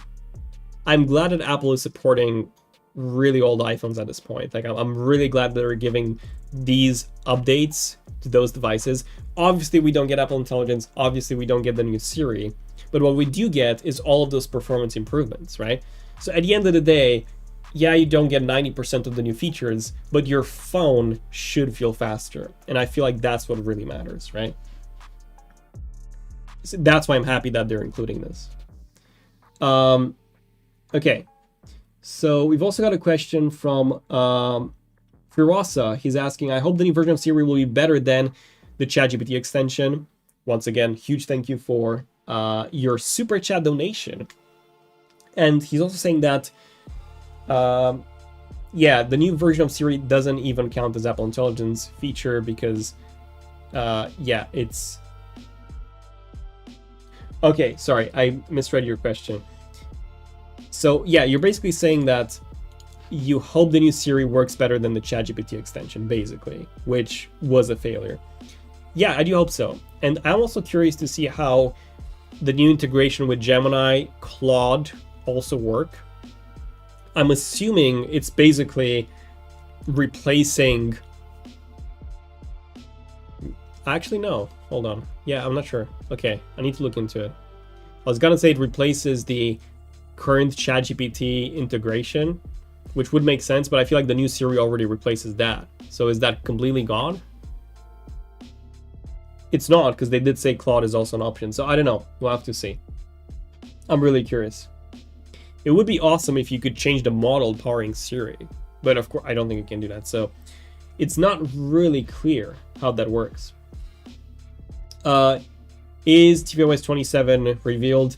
Yes. Sanchi is asking that. I did cover that. tvOS 27, it wasn't really clear. Like, you literally need to Google it to find it. It's not on Apple's website. Yeah, so I'm quite happy. I gotta say, I'm quite happy with the changes.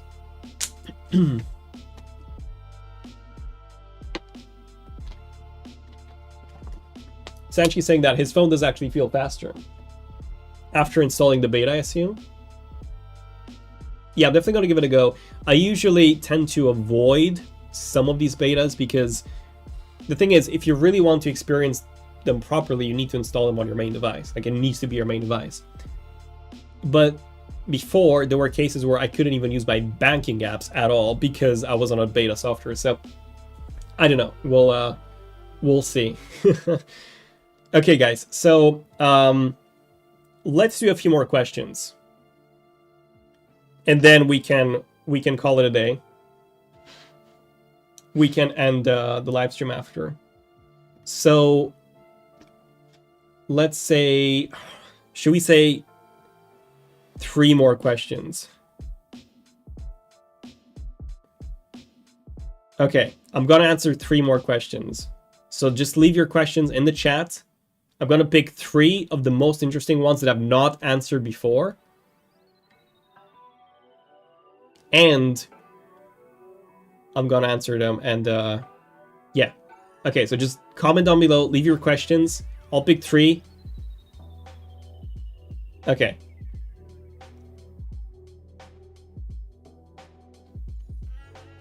Okay, I'm just reading the questions now. Okay, so first question is from Not Your Psyduck. He's asking, is the iPhone 15 getting the new Siri look?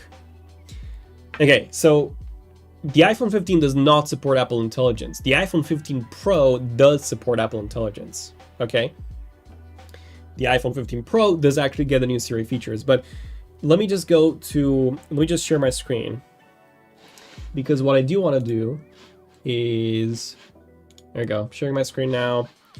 Right, so let me go back to iOS. I want to see if there was any feature difference. So I'm going to look in the footnotes.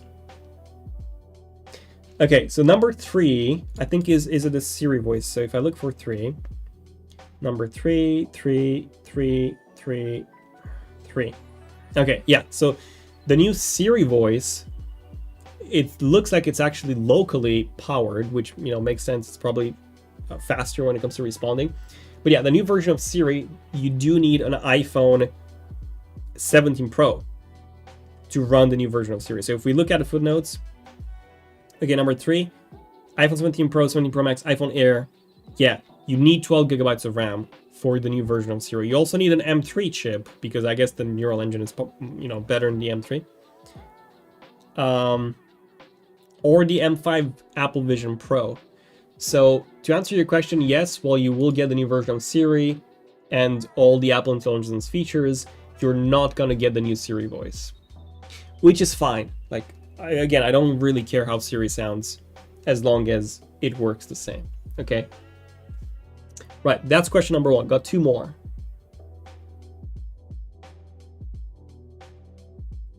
I'm trying to look for ones that I've not answered at all before, right?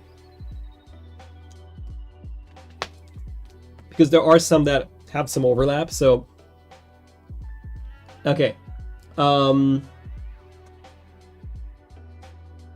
Okay, so question number 2 is from Akasha DDY. Will Apple increase RAM SSD prices for future models due to AI skyrocketing them?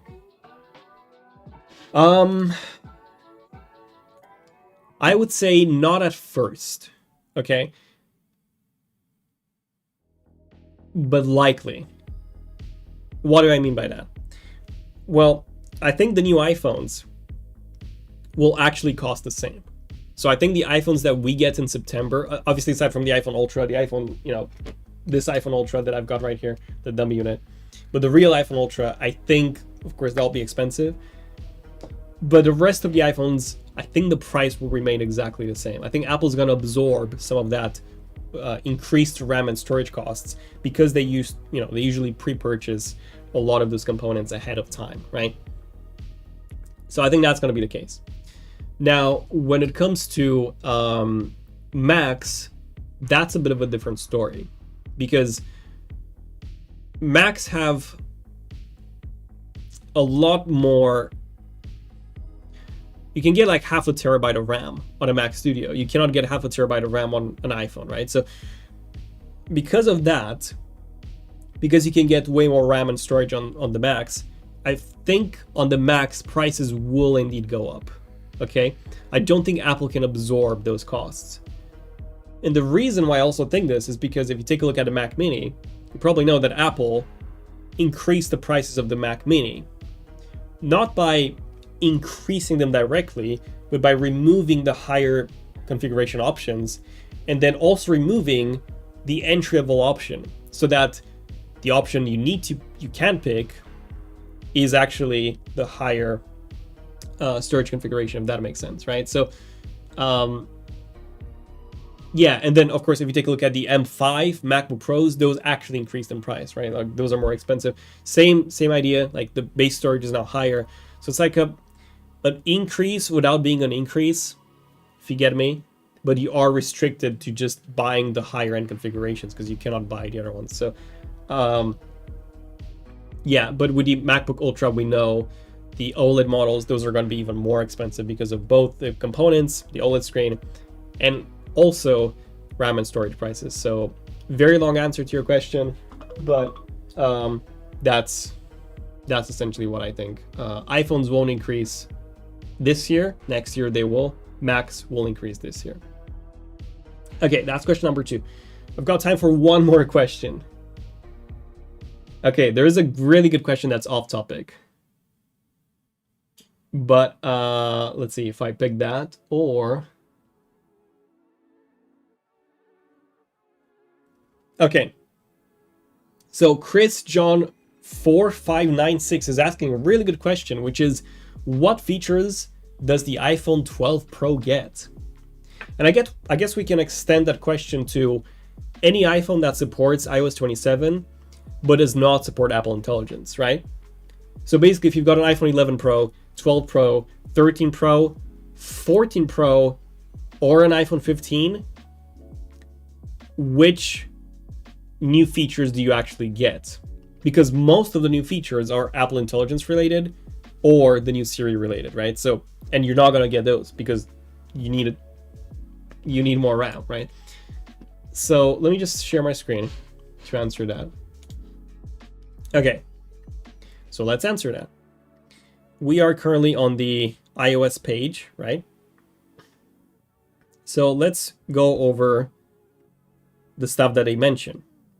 I'm going to tell you if it needs a new iPhone or it doesn't need a new iPhone. Just ask Siri, needs a new iPhone. Siri understands your personal context, needs new iPhone. Take action in more apps, needs new iPhone. Tap into broader world knowledge.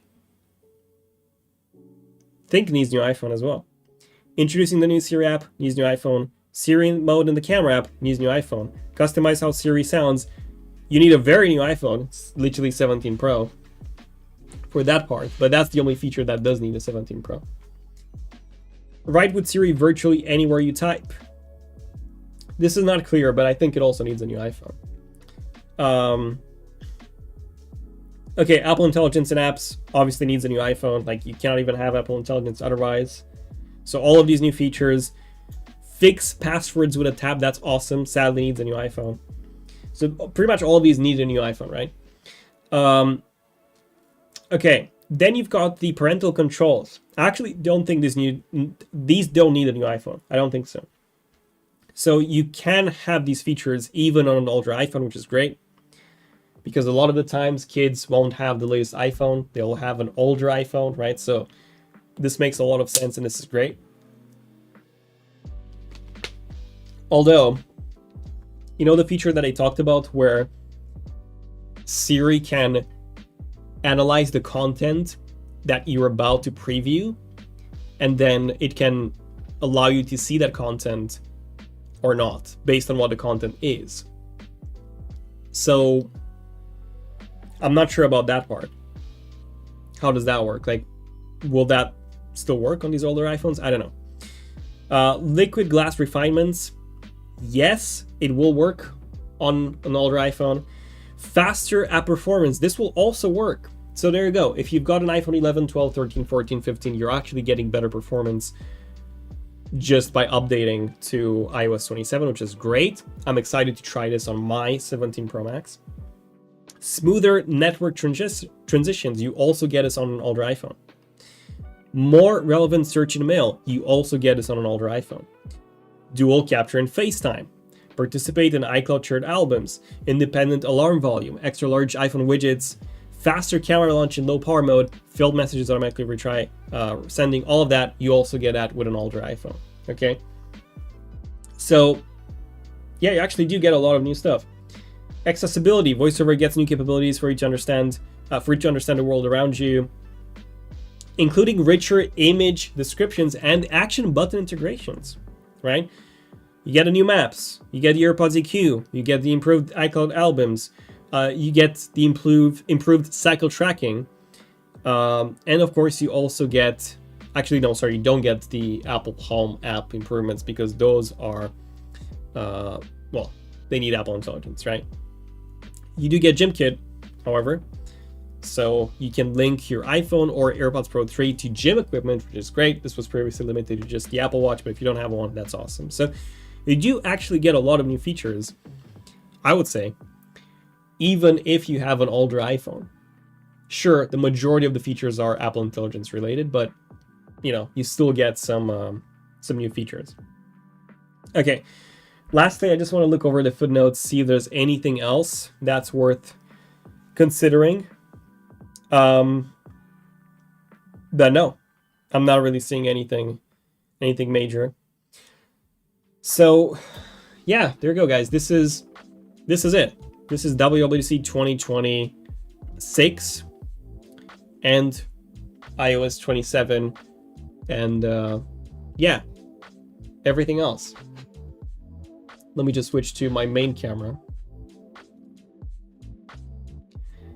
Yeah, so I think all in all, I loved it. Like, I think it was a great WWDC.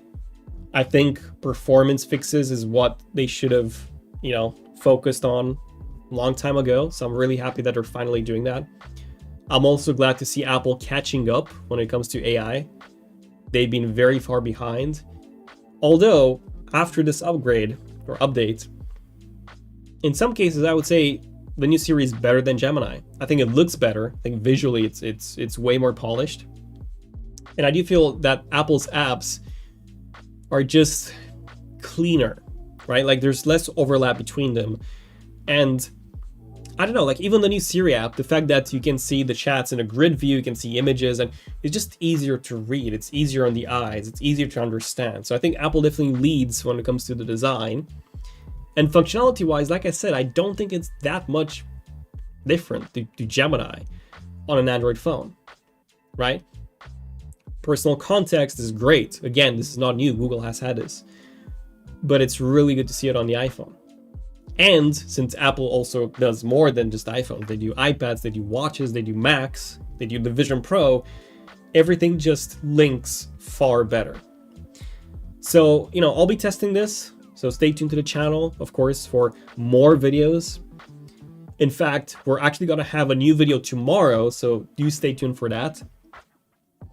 I'm going to cover everything new about iOS and, you know, all the announcements. And I do have a separate video that's going to be coming soon about all my thoughts on the new Siri.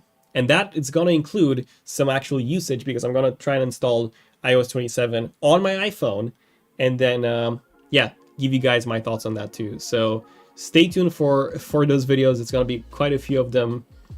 starting from tomorrow, and we're gonna have a video every single day, right? Starting from tomorrow. So stay tuned for that. And yeah, if you want to support the channel and also get some cool new wallpapers, like I said, check out the store. It's on wallpapersapp.com. Yes, we do need to update the domain, but for now it's wallpapersapp.com. And you can also purchase packs directly through the website if you prefer it that way. And we have that big 50% discount. And yeah, you can get some really nice looking wallpapers just from there, for all of your devices. So, and you support designers. And yeah, other than that, subscribe to the channel if you want to see more videos and more live streams. I'm gonna do some more. And thank you so much for joining. Like, it's been fun to interact with you guys. I don't get to do this that often, but I will be doing more live streams. So yeah, stay tuned for more live streams, not just when we've got events. Yeah. So yeah, there you go. Thank you guys for tuning in, and I'll see you tomorrow. Yeah, stay tuned, and thanks again. Have a good evening, night, or day.